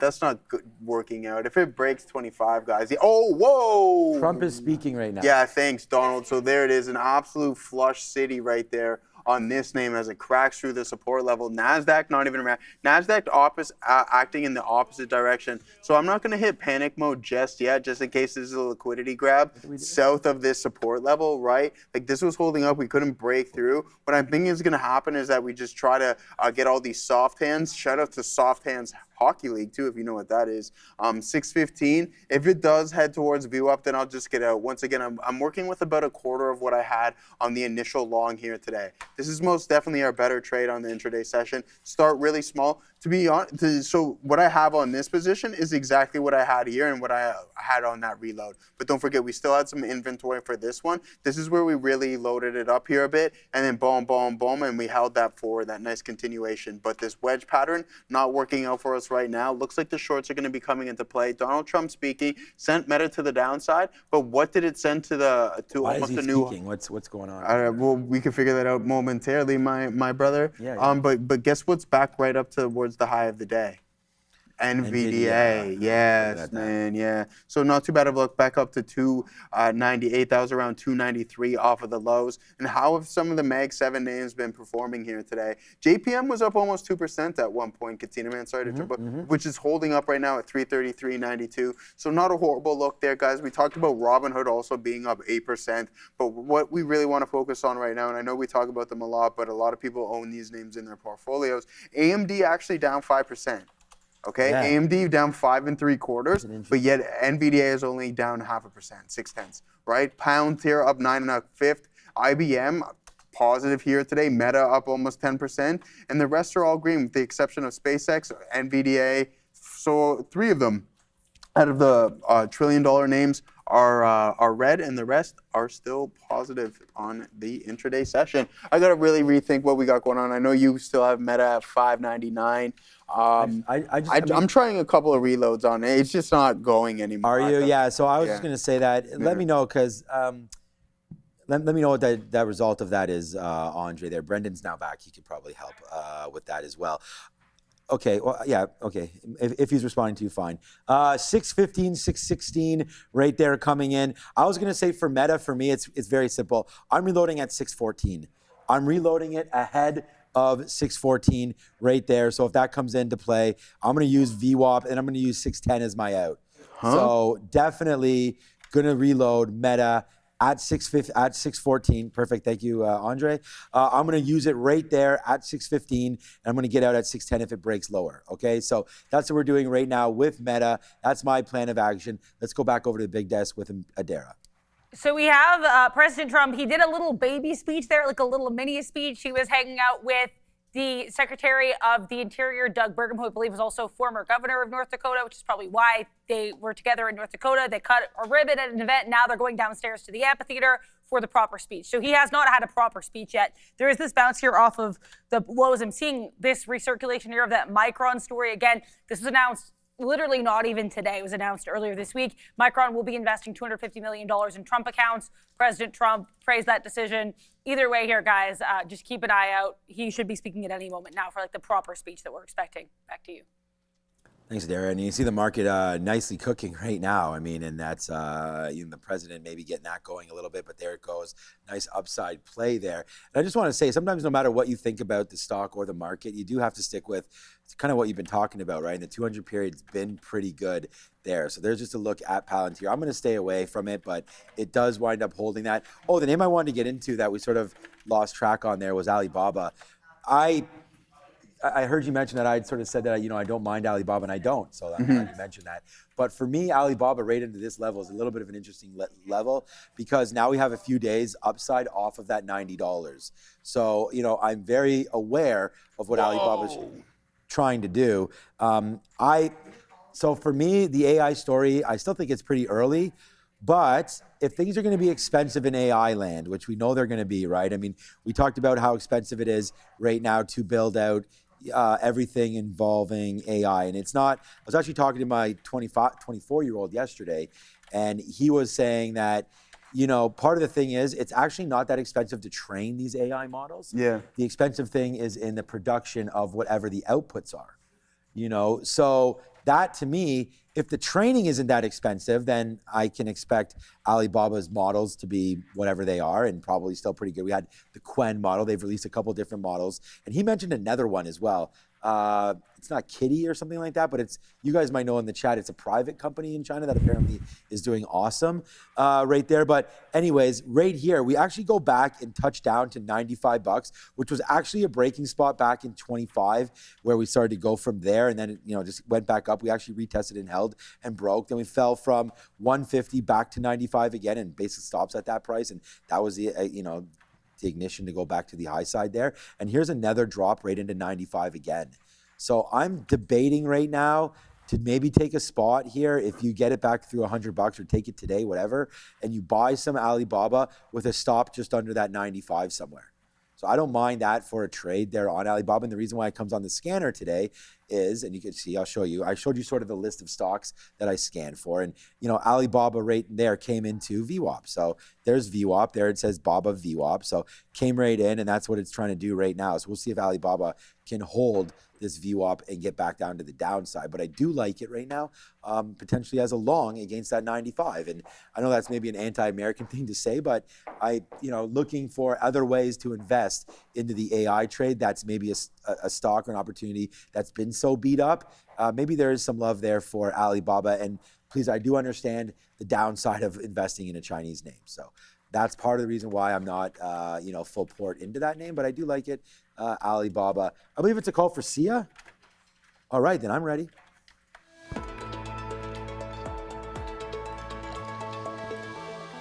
Yes, you're right, Sean. Definitely just Sia over there. The SPY is currently trading down. It's a bit down in the red at the moment. Very, very little percentage, but still a little bit towards the red. Let's take a look. As I said that, it's turned a bit to the green, up 0.11% on the day. We're going to take a look at the sectors right now. Electric tech, there's flatness in Nvidia. Apple is up almost 2% on the day. We have AVGO down 1.5%, followed by Micron also down close to 9%, and AMD Intel holding that red from the morning session. Intel still down 8.14% on the day. Tech services, lots of green here. Lushness, Google is up almost 1%. Meta is up very close to 10% over there. However, Oracle is one of the only names that's standing out here. That's in the red, down 2.11%, with Microsoft up 3.8%. In finance, we have BRKB trading flat at the moment. JPM, Visa, all the other major names we have that are in the green. Visa's up almost 2%. We have that news recently right now about Robinhood as well that Dara and the guys talked about. It's up 8.09% at the moment. There's still lots of weakness in producer manufacturing, a little bit of weakness in health tech as well, where Lilly continues to slide. It's down 1.3% at the moment. Retail trade, we have Amazon still up 2.2%, whereas Walmart and Costco continue to lag and drag a bit down. Consumer durables, you have Tesla up 1.3% at the moment. Rest of the names are in the red and trading flat, a combination of both. Consumer non-durables, you have Coca-Cola and PG continuing that flat momentum from earlier in the day. We also have utilities and consumer services all looking a bit of a mixed sentiment, with utilities being a bit bearish over there, with the names such as NEE and DUK, as well as CEG down 6.3% on the day. Energy minerals super flat at the moment, except for we have XOM flat, CVX flat, but we have MPC, PSX, and VLO up more than 2% on the day. Process industries is looking a bit okay as well. There's health services, communications. There's a bit of a mixed sentiment there as well, followed by non-energy minerals. And finally, commercial services.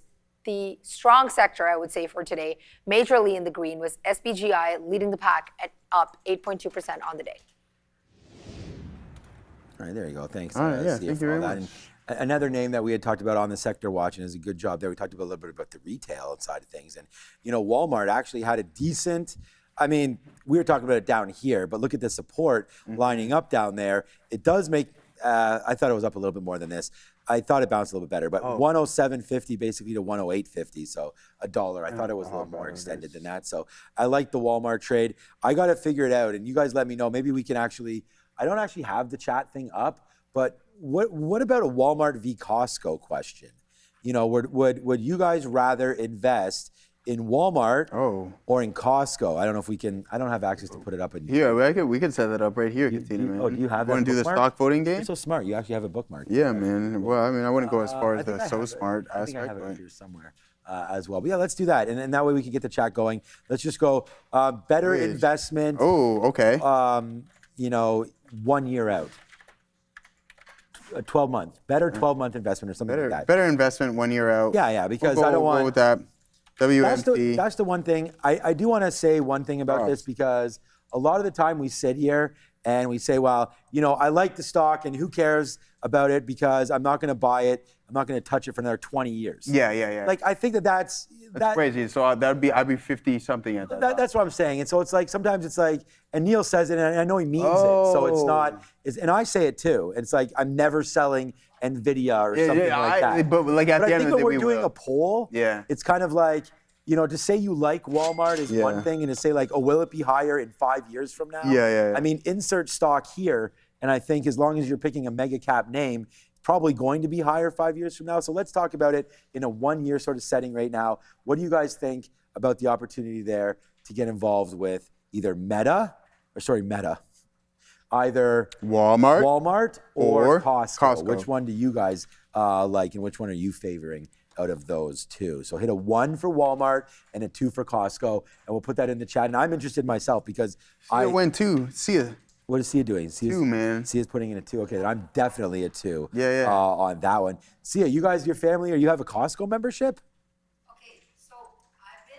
Okay, I'm just gonna chime in. I've been wanting to get a Costco membership for the longest time, but I have reasons why I think it's not financially good for me to do that, because I'm a sole person living by myself. Right. And it would be stupid for me to get a Costco membership because I am not gonna finish everything that I'm gonna get there. And it's just, I go to the grocery store probably once in a month, I get everything I want. And then, like, for example, milk and yogurt, I'll buy like every 2 weeks, but I don't need much. Once a month? Yeah, is that bad? Yeah, that's crazy. Every day my house is about $100. Okay, no, but here's, I'm not even lying. Every day? Well, maybe not $100 in groceries, but at least 50 bucks. Brother, at least 50. where did I show you I was yesterday? Yeah, farm boy. Yeah, exactly. See, my question to you 100%, is 50 bucks a day in groceries. Hold on here, Gatti. My question to you is, why would you then? So you're single, you're individual, you're in your household alone. Wouldn't you find yourself more likely to fall into a Walmart or than a Costco? I'm just curious. Okay, 100%, Costco, 100% yes, but I've always. It's just, I would say, a pull towards Costco. I love Costco and the entire concept around it. When I go in there, it's like a maze. I'm trapped. I spend $700 and I come out. So I don't go to Costco, but it is true that I love Costco. That is why I don't go to Costco. You know, I was going to give a little hack. It makes sense. No, but hold on here. This is what you say as well too. If you, sorry, Katina, man, I know the finger you're pointing. I'll just go like this right now, just so you know. All right. So Katina man has his actual theory. So if you were a shareholder of Costco, think about it. You would actually benefit from the gain of the stock itself, which would allow you to buy things at the actual store. You see where we're getting at? See, that's actually true. You're right about that. But that is also, Costco stock is super expensive for me as well, to consider that. And other, like, I don't know if I want to fractional trade it. So I don't know about that. But Walmart, on the other hand, it's cheap, yes. But there are so many times that I have experienced, like, out of date goods and just open packets, and it's not been a great experience. So I never shop at Walmart. In the Wilson household, we don't waste food. I have to educate the youth a little bit. Costco and Walmart, you said expensive, and you even said the same thing. I know you're going to look at it from a PE standpoint. It has nothing to do with the price of the stock. They're both the exact same price. Both have PEs of 40. Okay. So they're actually not, and I understand what you're saying, Sia, but I think that you're either if you're with a Wealthsimple or something like that, you can buy partial shares as well, right? And so don't look at it that it's $900 and it's too expensive. You always don't have to buy one share. And then also there's also CDRs. So in Canada, if you go here, COST, and we probably have it right here, you could buy one share of Costco right now for $41. Oh, the hedged ones? Right, so yeah, well, it's not hedged. This is, it's hedged against the Canadian dollar. But right there, this is Costco in Canada. So you can actually do that. But that's the whole thing about, don't look at it from the price of the stock, because Micron's PE is actually like still relatively low, yet it's $1,100. So Sean, I tried that, but that's what I was talking to Joe about the other day. Wealthsimple it says it allows fractional trading only to a certain point, but it doesn't allow you to place a limit order for fractional trading. So you have to buy it on market. Right. Yeah, you have to do it on a market order. Yeah, you got to buy it on market. Yeah, okay. But I mean, it's a couple of pennies. I mean, how much are we investing here? Like, if you're putting in $500 or something like that. Yeah, whether or not you're going to make a difference. miss a dollar on a market order. Yeah, there you go. So good job there, Sia. Yeah, that's a good talk there. Yeah, man. And who's winning? Let's go show that. Yeah, it's not even close. It's not even close. Let's see. Costco. Oh, Costco's crushing. Okay. Yeah, that's good. So I still am a Costco shareholder myself, but not a Walmart one. So that's why I was trying to get into some Walmart. But I do still own a little bit of Target. And if you're talking about a PE, and again, Target $130, the PE of Target, I believe, is lower than both of these. TGT, that's part of the reason why I did get into it in the first place. Right there. I'm pretty sure Procter & Gamble is pretty cheap as well. Yeah, like, oh yeah, look at this. The forward price to earnings ratio on Target is 16. Wow. It What's is PG? Procter & Gamble. Well, hold on a second. I just want to show everybody Walmart. 38. Yeah. So Walmart is actually double as far as the PE when you're talking about that. Procter & Gamble, probably, let's guess. I'm going to guess 25 17. here. I'm going to say 25. 20. 20. Hey, man, we'll split the difference. Yeah, there you go. I like that one. We're both right on there. So Procter & Gamble. And then the most recent name that I've been buying in this value space, I thought, was J&J at a very similar PE with 20. Dude, check out Meta's PE. That is great. Yeah, that is great. Wasn't You know what Meta I mean? in the teens? But dude, I swear it was 17. Yeah, 17. Oh man, we're cheap. That is spicy meatballs. But you know what? Another one that's pretty spicy is Nvidia. Yeah, what is it this at one's right now? it's in the low 22 teens. times. Low teens, low 20s. Yeah, man. $22, 22 forward PE, but basically 23 or so on that one. But the problem with Nvidia is, they need to keep getting, and that's the problem why it's a forward PE. They need to keep getting those orders. Because that's part of it built in. Like when you talk about what the analysts are expecting, if they don't get those if they can't unlock China, I'm a little bit nervous. I don't see that happening anytime soon. So that's a little bit of a problem then, I would say, for that one. Look at Target, man. Nice day for Target. Did get those lows around 126 back up to 130. The one store that my family has to go to every damn time we're in the United States has to be Target. And I've added Joe's namesake to that as well. Trader Joe's has to be added to the that's list, up there. as Thanks we really for love shopping at putting me on the old Trader screen Joe's there. that. You know what? One thing is today, Bitcoin. What? It's holding 60. Right, so if we actually look at a chart of BTC, I just had it up right here, 5-minute chart of Bitcoin. Let's just close this and we'll go over here. So it's a nice little move higher today for Bitcoin. Obviously, we'd seen that it was talking about, and we could show you the daily chart. 58 has held a couple times. It looks like it's going to hold again for now. And there's the nice move higher there, starting right from this morning, was about 58. That's Wednesday, July 1st. Yep, that would be today. Nice move there starting in this morning from 9 o'clock. There it is, 58 and change, just took off. I'm not even really sure why that started to happen, but Bitcoin upside, and it looks like it wants to hold. And there's your 50-period moving average. It's really held that quite nicely. So maybe Bitcoin right now trying to get around that $60 mark and see if we can hold that just a little bit longer. Obviously the breakout has to happen at 61, which is up here. Maybe that can, maybe it can't. But that's your week high right there on crypto and Bitcoin specifically of $61,000. We'll see if that can wind up holding. And again, I like the breaks. We talked about that with Brian yesterday. And SoFi upside today nicely upside. I thought this was still in the low 18s, but there it goes. Actually got to 1880. This one looks like it's going to break out. I really wish we had anchored VWAP on this, because that one that Brian showed yesterday was pretty clutch for SoFi. So they're up 3.7%, as is Robinhood. And I think that a lot of that is something to do for Robinhood for sure on the crypto side of things. Yeah. Someone said to me that Robinhood announced their entry into Canada. I don't believe that's the case, but maybe they did. We can maybe ask Sia I could figure that if out, that's a story, or you could find that as well. Anybody can on Robinhood. I don't know if that's gonna be like. Are they referring to because they bought WonderFi, so I think that might be what they're talking about there. What their route is here. Yeah, and how that works for WonderFi. So I think maybe Robinhood is just involved in crypto, maybe now in Canada. So okay. Here it is. Go ahead. Bang. Go ahead. Robinhood officially available to Canadian residents. Okay, but does it break it down? No, I mean, hey, check it out now. You could probably head onto your phone and see if you can download the Robinhood app. Want me to do that? They said that Robinhood Crypto officially launching. Yeah, go ahead, Sia. Sorry. They said Robinhood Crypto officially launching in Canada with 0% trading fees for 90 days.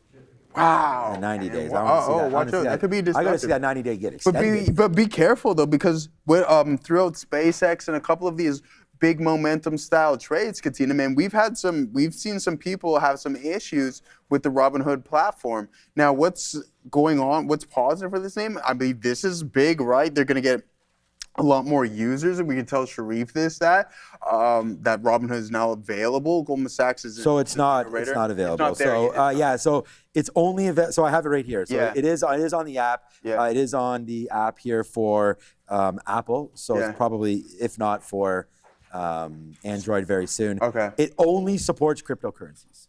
Only crypto. Right now. Okay. So for now, it says trade 50 plus cryptocurrencies, including them all the big ones there. And then after that 90-day promo, it's a 0.5% trading fee. Makes sense. So right there for crypto, now available in, yes, go ahead. But also it does say that new perpetual futures for commodities as well, ETFs and FX with up to 10 times leverage that are also coming out in the that's Europe what we region. need. That's what we need is more leverage plays. I know. But that's interesting. So I was debating because I trade with just my bank. So they're still at like that $5.99. Great. Yeah, dude, I paid. So in my long term, that like I can't never even trade options on those. Oh heck no. Yeah, dude. those are very. It's $9.99 a transaction. $9.99. Even for options. Dude, options. That's mine for equities. Mine's for equities. Yeah. Options is $11.99. A transaction. Yeah, so basically every single one of your trades has to be a swing trader. Yeah, you have to. No, you can't. Yeah. And then also Robinhood Market Inc., Robinhood and BitGet wallet partner to bring 24/7 stock token trading on chain. So there it is. We're talking about the tokenization of equities and Robinhood kind of being at the beginning, at the forefront. I can't make this up. What is it? We just started talking about Robinhood. Yeah, and that popped up. The story that just popped up on Benzinga is Robinhood stock is rising. What's happening? Yeah. These guys are watching the show. These guys are watching. They are for sure, man. For sure. So shout out to Benzinga there, putting that out as we wonder what's happening. Like I just talked about Robinhood for the first time in 2.5 hours. Chris Arthur says, Joe, you trade leveraged products all the time. 2 and 3x leverage. When you're messing around with 10x, 20x, 50x leverage products, that's an absolutely different story. Okay, 2 to 1 and 3 to 1, completely different than 10x. All right, so I know you heard the sarcasm in my voice, but those are two totally different beats that you're making. Yeah, I agree with all those. The other thing about that is I believe we have Webull here in Canada. Webull. So Webull, I think, is available here. Did you see that there's that Momo thing? I saw that on on Bloor Street. Yeah, why would they pay that much rent to be there? And you know what I mean? I walked into like that's in Yorkville. Like, is that where Drake for invests in Momo? Like, what's it doing on Yorkville? Right. And like that's Chinese, right? MOMO. We actually had them on the show as a sponsor at one point. It's Moomoo. Yeah. And we did. Yeah. But they're there on, and shout out to them. I'm just talking about the rent. Like that's expensive. That's really expensive to be there. Have you been in there? No. I walked in there one time just to see what's up. But it's very nice. Did you tell them you're a fan? Trump is re-stepping onto the stage here, guys. Trump's back. People are wearing cowboy hats. It looks like a choir. I'm deeply confused. This should be really entertaining. Well, Momo would make sense. I mean, like. I can't believe we're calling it Momo there. Momentum. I was going like momentum. Yeah. I knew it was Momo, of course, there. But okay, here's the Nasdaq making a move down, and I'm glad that Adair just sort of talked about that because we're always looking for reasons why potentially the market may fall down. We didn't look. He's back on the podium right now, so there he is dancing around. I think that was from Saturday Night Live. USO again. Yeah, congratulations to honestly. President Trump was talking about the lower oil prices, and that seems to be hitting right now as we get a little bit lower. The Score app just got up on my phone here. Tina, man, what do we got here? What is going on? Toronto Maple Leafs. Teddy Bluger. I have no idea who that is, so shout out to Teddy Bluger. We signed him? You are now a member. Yeah. What was he? 2 years. Yeah, I don't know. 2 years, $5 million, something like that. So 2.5 million a year. Isn't that amazing that we talk about like, this guy, he only signed for $3 million a year. Yeah, I know. It's crazy. Cash, man. Shout out to Stats Edge though, man. It seems like they're putting up the work. Stats Edge?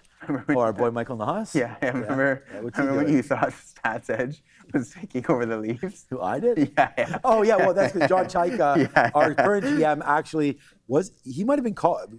Michael Nas might have to look this up. Yeah. Because John Chaika did run a stats program. The statistics program. Yeah, all that. And I wonder what it was called. It's probably not Stats Edge. There again. So the interesting name for me here heading into this close will be Nvidia, because once again, we ran this stock. We are going to go over to Adara here in a second. This is what happened last time it broke through, and it was right about now when we broke through $200, and it was yesterday. Was this yesterday? Yesterday afternoon. We had that move down, and remember we bought that. We had that epic play at 340 at the imbalances. Yeah. When it came out as a sell. Nice. Yeah, that was really really nice. Then we ripped that to the long side. So we actually had that whole trade through 200, and then it just fell in all day today, back down to 193, and it's looking to do 200 again. I actually didn't realize we got that close to two bills. 199.90 there on Nvidia, as AMD heading lower today. It was down 4%. Let's just double check it. We'll go over to Adara. AMD still down, now down 5.5% AMD. Nice to see for us Nvidia shareholders that it looks like Nvidia getting some love today and AMD back in. I really want to buy INTC if it gets any lower. Ooh, 128. That's actually getting pretty spicy for Intel as well. Intel down 8%. Joe, this might be trigger level here for me to get into some more Intel. Adara, what you got for us? Well, Trump certainly is about to speak right now, but before that, regardless of that, we're about to speak here with one about the Asian markets. How was the first Asian session of the new year, and what should we expect from the second one? So the first Asian market of the second half of the year, not so bad. Only index that was down was Korea, the Kospi. That was down by over 2%, mainly on interest rate anxieties, diverging tech hubs around that region. We saw SK Hynix and Samsung on the downside, heavy foreign liquidation. But on the upside, in Japan, Nikkei 225 gained by about 0.59%. That was supported by Bank of Japan data showing that they've received highest manufacturing sentiment since that of 2018. So hopefully manufacturing will be increasing them a lot. Even in Taiwan, they were up by 1.94%, the highest in the region. TSMC doing very well on their contract semiconductor networks. They absorbed that of global tech noise. But what should we look out for at the open for the Asian markets in a few hours? Okay, so right now, got to focus on the Kospi. South Korea, the opening definitely going to be heavy volatility, heavily shorted tech lines from there. Watch for automated margin liquidations in early order books, especially from all your tech names like Samsung and SK Hynix, or if there's going to be some defensive block saves from domestic institutions. The Hang Seng was closed for holiday yesterday, so expect some volatility in Hong Kong as they play catch-up, especially to all the geopolitical noise that happened overnight, and also some regional chip cooling. And over in India, they actually performed quite well yesterday, enough volume to sustain that of their breakout. So the current challenge right now is whether they can reach the resistance between 24,100 and 24,150. But keep an eye out on all the IT and auto tech names making moves early on in India. Lots to keep an eye out for. Watch out for India. Watch out for all of these different Asian markets. And thanks again to Juan, who you can watch here at this desk at 11:30 and 3:30 p.m. Back to you. Yeah, thanks, Juan. And yeah, obviously TSMC, I mean, no more important name, it seems like, in these markets these days than Taiwan Semi, as we know that they're helping build out all of these chips. And it should be an exciting one. That's part of the reason why I also like Intel. We talk about, foundries being on board here in the United States. And so shout out to Intel, shout out to TSMC, and thanks, Juan, for that little update. Okay, we do have a new position right now. This technically is a reload, but we're not putting on that many shares down here. I am still waiting at 614 clean, but we just had a little bit of a drop out there. So I just took it. I wanted to see it got into I was watching it, so it got into 614.30s, so just missed us. I thought I was going to get it. We bought a little bit there at 60 on the way back up. So right now we're going to watch out for Meta. And hey, when Adara calls, we go. What's up, Adara? Absolutely. This is kind of a wild catalyst here, guys. Keep an eye on BlackBerry. BB, the FDA putting out a warning that BlackBerry's QNX cybersecurity vulnerabilities could impact drug manufacturing equipment. Again, cybersecurity concerns related to BlackBerry's QNX and how it could be impacting drug manufacturing equipment, sending BB to the downside. Back to you. Well, we did already have $1 on the reload of Meta. Okay. So I know it's not. Remember, like we're trying to make back. We lost some Mount Palantir. We'll try to make it back. I'm at 615.80 for some reason. I just kind of went ahead of where I thought this 25 period moving average was. It looks like what? It went to 615.85. What am I sitting at?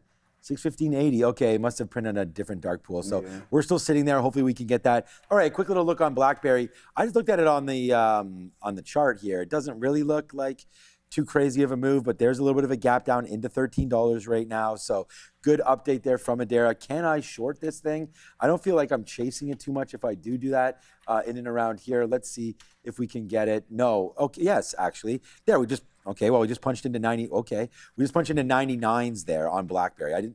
It paused for a minute, so I don't know if it did some sort of a check there, but we get 99s there, and you saw we sort of just rinsed it right there, boom, to the downside. So there it goes down into 99. So yeah, we'll wait to see what that means, but it's a break of VWAP down there. Always whenever there's a story, I feel like I'm wrong if it comes back to those levels. So there it is. So let's stop out at 13.10, okay? So 13.11, we'll just stop out there. It's a smaller position. We don't really want to worry too much about it. So we'll hold on to BlackBerry here. See if it does get a little lower. We're short at 99, so we should put a bid out.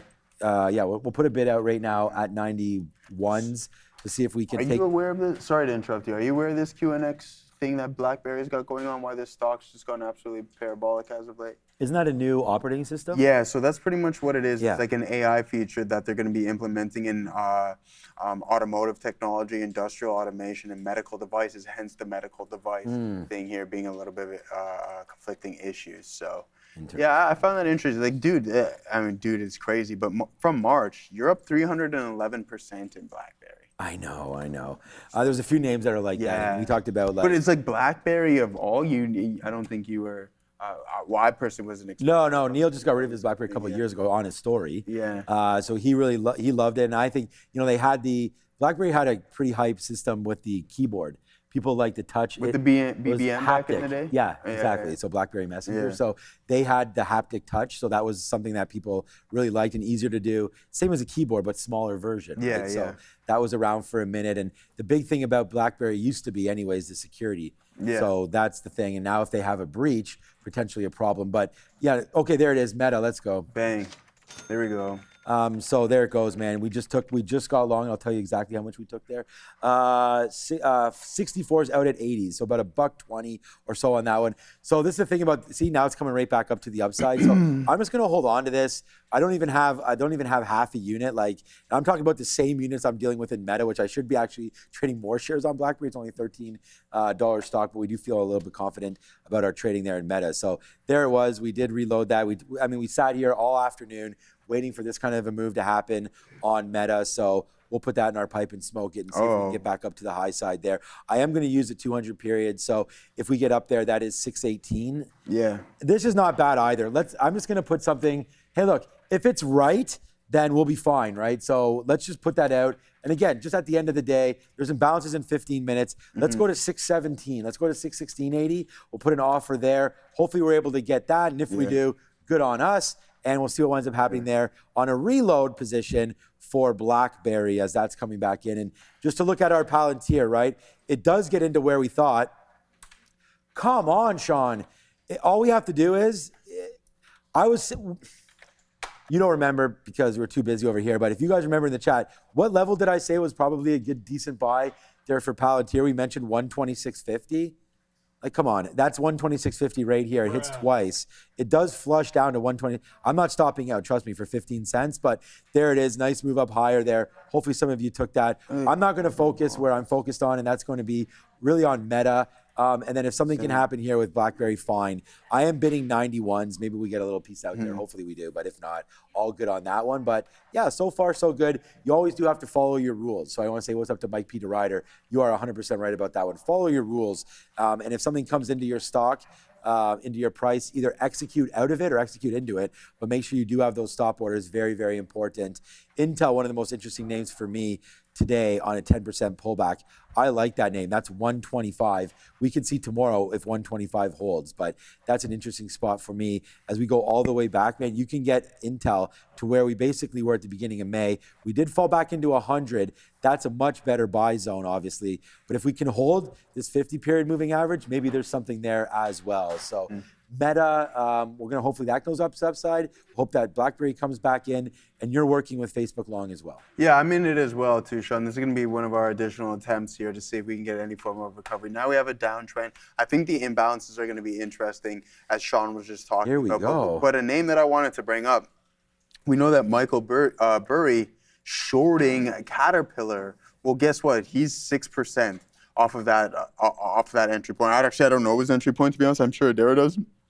But I can pull it up here. I don't know his Tesla one. I know his Caterpillar one. What's his Caterpillar? I didn't even see the Tesla one. What's his 1068. Yeah, I saw 1060. Sharif said 1060. I read 1068. Yeah. Okay, well, anyways, yeah. Well, I mean, it doesn't matter who we're going with at this point. The guy's in at same price. Yeah, exactly. He's in at 1060s, and he's already like multiple percentage points in the money here. Now you're breaking that 4-digit marker down to 993. Caterpillar actually putting in a 9 or 6% down day here, Katina man. So that's not looking too good. NVDA, he's short. Hey, listen, I know Michael Burry's a billionaire, but hey, holding on to things at this point, I hope he gets blown out of the water on this one, just personally, because I'm a shareholder of this. But one thing that has really been performing well today is these crypto names, okay? And I wonder how much of that has to do with the Robinhood catalyst, the fact that Robinhood is now available in Canada and you can only trade cryptocurrencies on it. I personally used a Canadian platform. I'm not sure if you've ever heard of this one, Sean. It's CoinSquare, and it acts almost as a cold wallet to the point where it makes it a little bit more difficult to be hacked and someone to figure out your X hash or your key, your pass key, where they can then steal your funds at that point, okay? Applied Materials also with the short. This name down 9%. So Burry really doing himself some wonders here, it sounds like, Katina man. And I wonder what it would be like, just the fact that as soon as you announce your short positions, how much of an influence that has on the actual underlying assets themselves. Because would Applied Materials be down 10% if he didn't state that? Would Caterpillar be down 7% if he didn't say that he was short both of those names? And would you see some more negative price action in NVDA? That's a big question that I feel is looming, and I don't know, man, because these guys have some massive influences on some stocks, and you can see it here today. Yeah, I don't know if they have that. I mean, they do have an impact, obviously, on people's positioning, and obviously, I think it's Scion Capital is what Michael Burry's running, and Michael Burry's net worth $300 million. I thought it was a billionaire. Yeah. Okay. And I just asked that, and you're right. Yeah. Total assets under management more than 10 billion. It's like 10 billion. It said something about like 1.2 billion. Oh, but did anyway, it? It doesn't matter. Needless to say, good call there on Michael Burry and influencing. I mean, that is what it is, right? These guys do have power. Like, different ETFs. By the way, we are now there you go. Meta. There it is, $2. There it is. Bang. Like, that's $2 off the reload. I was gonna reload the exact same spot too, but I'm already in a little position here. But that's the question. Like, would Caterpillar be down this much if that wasn't released, right? Like, how much of an influence? How many other people do you think are participating with Michael Burry and himself? Let's have a quick look at and to see if I can answer your question, because most of the time, some of these plays, I say most of the time, but a lot of them are sector related, right? So I could see today you are getting a little bit of a change up right here, what we're talking about. Look at all these other manufacturers today. I don't know if he has a position. There's AMAT, there's Lam, there's GEV. And to your point, these names, AMAT and Caterpillar, names that we've talked about, both on the downside, pretty dramatic. Like Lam Research down as well, exactly. too. So yeah, it's hitting this whole producer manufacturing space right now. So yeah, good call out on that one, Joe. So good little look there as we worry about the stock heat map once again, as many stocks moving around. And actually, what we did see there, we only have now 10 minutes. Welcome back, Obi. Were you outside lately? Yeah, it's hot, eh? It's hot, eh? People don't. Here, I did use Weather Network. Thanks. And it's basically the only thing good about weather. I mean, I use Weather Network all the time. That's good. No, it shows it. I was gonna say it shows it right. I like the radar map. Yeah, that's what I use. Yeah. The radar. But right here, it's 33, feels like 44. Yeah, man. So, anyways, you can't really see that, but it's 33 degrees Celsius, feeling like 44. Toronto is, historically known to be extremely humid. It's not that all bad. The water exactly coming right off the lake there. So, but the thing is, if you got a nice breeze, what's up, Sia? I'm scared to go out. Why? Because it's so nice and cold inside here. And when you step out. You like cold? Yeah, I would prefer cold over warmth, yes. What? Well, don't be scared. No. You'll be fine. Okay, you gotta understand. I come from a tropical country, so I can say that. Warmth is good, but like I'm not from there. Too much warmth is not great. Like you can layer up when you're cold, right? But what are you gonna do when you're warm? Yeah, that is very true. It's easier to cool down. It is easier to warm up than it is to cool down. Very much true. Very much true. I cannot argue that, but I mean, it's funny because so she grew up in a trouble. Yeah, I know. There you go. I know you got BlackBerry going to the downside keep there. Going. Don't worry about what what I was about to say is irrelevant because I know you got something going on there, right? It's nothing stock related. Everything you have to say is very relevant. No, it's not. Yes, it is. No, it is not. No, it is not. All right. Well, then how about this then? Bang. We'll just do. We're not going to go into the gates of hell here or anything like that. But there's some heat. You don't want if you get into hell, you're a little bit of a problem. Oh, the gates. A little hot in there, as you can see. But yeah, there it is. So we do get that. So remember where our stop was going to be was 10s. So that's about 10 cents or so. So we take 10 cents now as it just hit there at 91. I always pretty much like, if I'm going to take 10 cents, I take 9. Like that's just like something that I've always done. And it's like, if I'm going to get short at 200, I'd take 199.80 or something like that as it goes. But there it is on BlackBerry. And we only have one piece left on Meta now. So if we did a third and a third, so I have a third left right now. And we'll see what winds up happening here on Meta as it's coming back in. Remember, we are going to stop out at 610 if it does break, but we are getting very close to those imbalances. So we want to stay away for it. All right, this is for my guy XLELELLE in the chat. Weeble. No, we are not paid by Robinhood to not show Weeble. But if they want to, I mean, Robinhood, marketing at tradertv.live, you want to hook up some sort of that, we can do that with Robinhood. But there it is, man. Yeah, Weeble nicely cooking today as well. So as we start talking about cryptocurrency being back a little bit, maybe there's going to be some more trading happening in the space. Solana was up 5 or 6% as well. But here we go, man. It's a nice move higher right there for Weeble today for sure on the 1-minute chart. Really great day, man. 650 up to 710. Good move there. And yeah, Weeble found a base. I mean, this is scary. I don't know anybody that would have been able to buy down here. I think maybe you buy this kind of, yeah, that's right. Did not have a great IPO. Had a great IPO, but not since. This level is a good one, 550. So I think that, dip buys, I don't know if anyone would have had that break, but that's a good little level there, 550 for Weeble. So a big shout out to Weeble land. Yeah, okay, let's pull this up. Thank you for pointing that out, LHAI. It is halted to the top side, guys. Link home here. We'll take a look at the tap. We halted at 212, tap now 218. Oh man, I should have kept my eyes on this one just in case the break of the high of the day. I like this. And even with the momentum, there would have been a good opportunity to get involved with this one. So Rune Warrior wanted to let you know that he likes your hat today, Katina man. So I said I have him covered on that. But thank you for pointing this out. When did we actually halt on this bad boy? And that's going to be at 341. 344 right now, so a couple more minutes if it is going to be a 5-minute halt. Now, as for DXF, SOC, starting to come down a little bit. TC, I know Token Cat, a lot of people talking about. But once these names are below the volume-weighted average price, it's very, very hard for them to recover. Mm-hmm. And that's why our friend Luis Barbado likes shorting them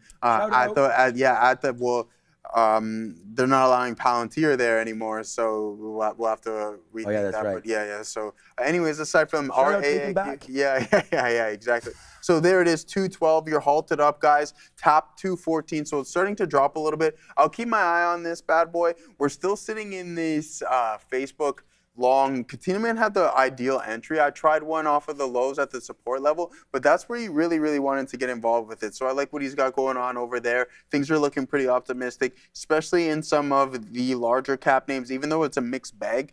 3.4% on Microsoft side of things, Meta up 9%, and the MAGS ETF up a total 2.61%. But AMD, hey, a name that I think is going to be the next participant and next entry in that $1 trillion club, down 6% here today. So yeah, a little bit tougher. Like DRAM down 10% as well too. So memory storage taking a little bit of a hit. I saw Marvell was down. Marvell's had a problem around that $300 trying to break back through it. So I'm a little bit nervous about our. You know what I didn't like? That Jensen being like, hey, this is the next $1 trillion. Yeah, you know what I mean? As soon as that starts coming out, and once you start seeing too much analyst coverage, like, this stock can 10x from here, is when things I find, the moves are already done and it gets a little choppy after that point. Yeah, I feel like there is a little bit of a hopping on, right? It's like piling on to that kind of a thesis about, I don't really look at, thing about, and I mean, Jensen's not an analyst or anything, but sometimes when you get those analyst price targets, you kind of got to take it with a grain of salt. Yeah, because exactly. We've seen some price targets, like people still have price targets at Tesla, like $1,000 or something like that. It's like a $300 $400 stock. So we got to be careful about some of those price targets. All right, we got to go back over to the desk. It's see up.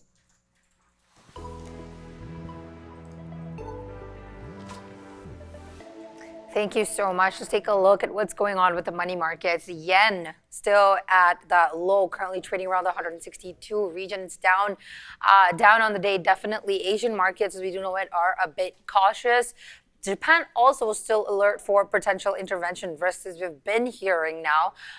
So dollar as well firming, and it did also break yesterday's high. Currently trading around 101, but the dollar is up on the day 0.21%. And also the AUD, that is the Australian dollar. We're going to take a look at the chart in a second. Here we go. It's down on the day 0.32%. However, the Australian dollar has surged to highs against the US dollar. It's also riding an improved global risk sentiment, that is record equity highs, and as well as expectations of certain hikes that might take place, rate hikes that might take place by the RBA, that are also in the picture here. With that, the Australian dollar is down 0.31% on the day. All right, the Australian dollar. Yeah, the yen also obviously a problem there, but the Australian dollar, as it's Australia versus our boys Egypt. Yeah. That should be a good game there. We have Belgium starting very, very soon. Belgium versus Senegal. I do know that C is excited for that one, as am I. I've got money on Belgium. Do you? So we'll see what ends up happening with Belgium. I hope C is cheering for Belgium because I'm on them. And I've actually a little parlay. We've actually hit the first two legs already. We had Mexico and another decent favorite.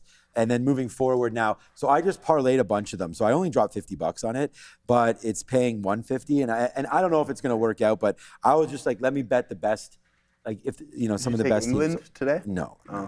Because I think they were too heavily favored. I don't want to do that. Oh, we got Norway. Okay. So that was a good one. Oh, Norway against Sweden? At minus 182, so we already took that down, so that's a win. We got Mexico at minus 178, so that's all parlayed. We got Belgium tonight at minus 178, now at 178. We got Switzerland versus Algeria.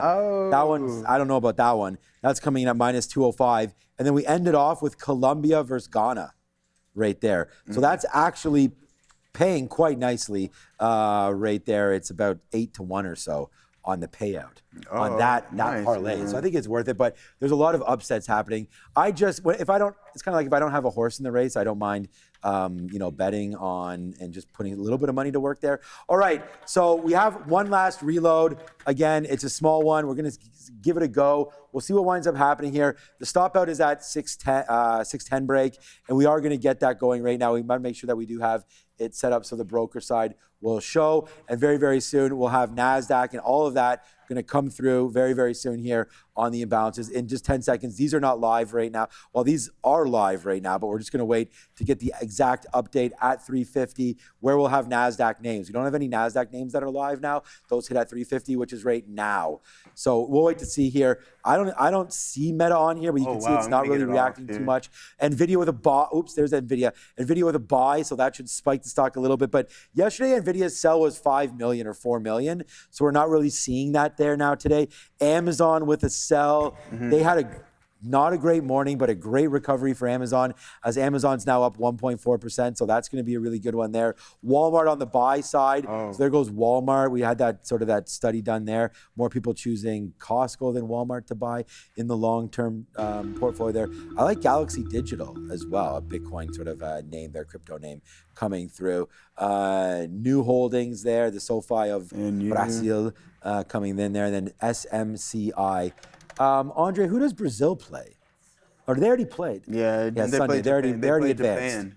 Or against Norway. Oh boy. They have Elring there. I think his name is. The guy's amazing. Holland? Yeah, Holland. Yeah, Elrig. It's like Erring. Holland. Yeah, that guy's a beast. So shout out to that. That should be a great game. Brazil versus Norway. Wow. SMCI with a little bit of a sell as well. There it is. The market buy, 292 to buy. And then also the Nasdaq's a buy. So we'll see if there's anything going on there, as those are the imbalances. You can see it's not having too much an effect on the Nasdaq at all. I'm just straight chilling right now. We're long at 14s. It's at 13 now, Meta, slightly under 613. We'll see if there's some get up to Meta here. I'm just trying to hold this honestly into 610. So yeah, you'd like to see a little, we can change that. Maybe we should change that because now we're on the imbalances. What about if we take that? Let's go 611.50 on the break. I'm going to get a little bit.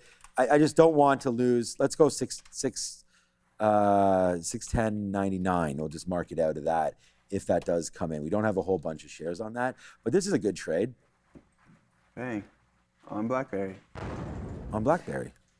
So we went short there. We want to thank Adara. Well, we have a button for that one as well. Thank you very much, Adara. But again, like this is the same kind of thing I'm saying to everybody else. Like people are like, thanks. Yesterday we had that, someone made 5 or 6 grand and they were like, thanks, Sean. We rode that meta or whatever it was yesterday to the upside. But we had a 56K winner today. 54,000. That was on the IBIT calls. Wow, what a day, man. Can you imagine $54,000? But right there, 13 there to the downside. So we do get that run. And again, we only were looking for 10 cents. Right there, that's 85. So that's 14 cents. So maybe we'll stop out of the or get out of the rest of these right now, as we only have a few more minutes left. But it's BlackBerry to the downside there on a QNX potential breach, I guess they were talking about. Yeah. So we'll wait to see what winds up happening. And potential stop out imminent now on Meta. What's up, Adara? Sia? Yeah. That's all right, Sean. No worries. We're just going to take a look at really quick at what the crypto markets are doing at the moment.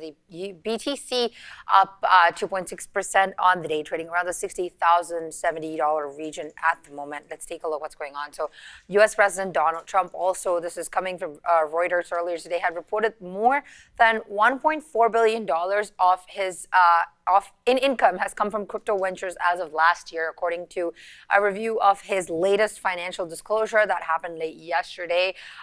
Also, we heard that Robinhood announced certain things in its World is Flat event announcements, some things that included 1 million plus funded customers outside the United States, launching Robinhood Crypto in the UK, maker orders for crypto launching for US customers. Robinhood Crypto officially will be launching in Canada with 0% trading fees for 90 days. Also granted license to expand brokerage services in Singapore and launching agentic trading for crypto. That is, Robinhood Chain officially launches with AI native features as well, swap tokens, find liquidity pools, and adapt to tokenized real world assets. We heard all of that with Robinhood today. Let's take a look at how that's doing right now. We have Hood up on the day, almost 8.5%.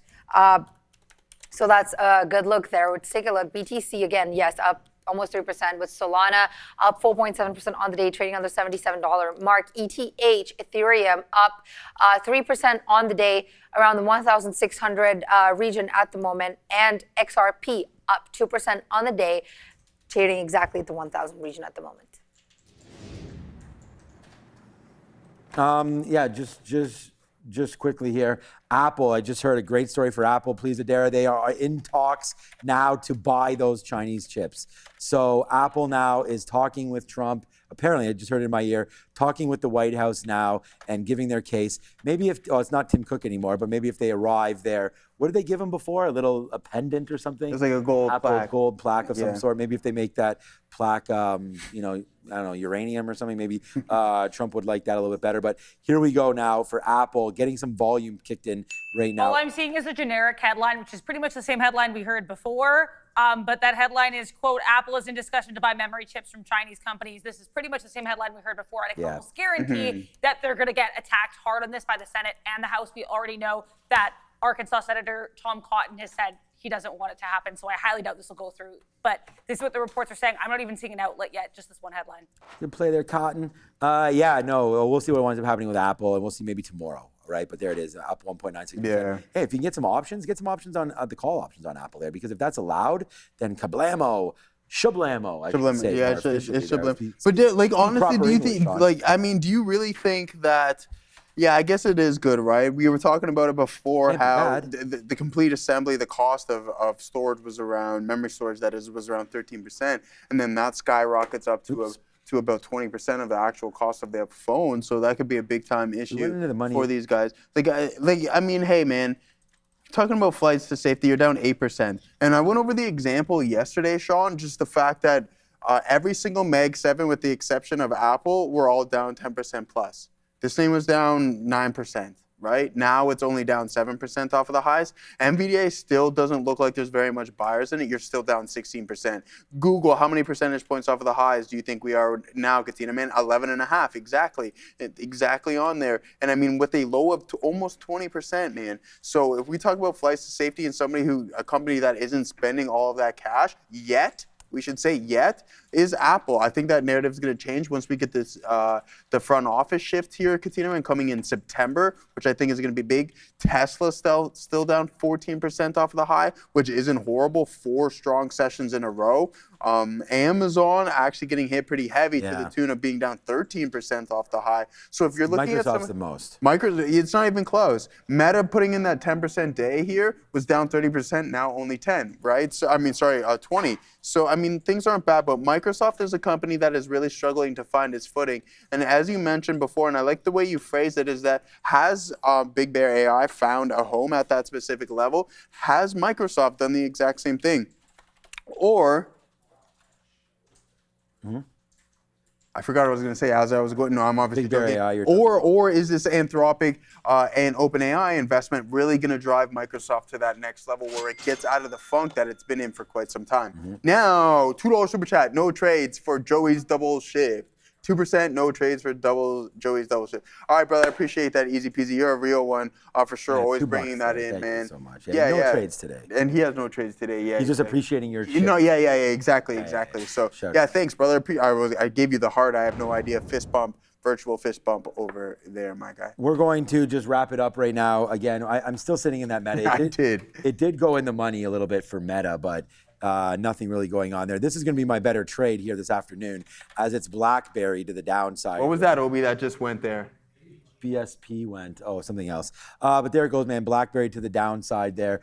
And then it was BSP. We only have a minute and a half left. BSP actually broke through some of those highs. I know that's not what you're just talking about now, but there goes BSP here. I got to probably exit out.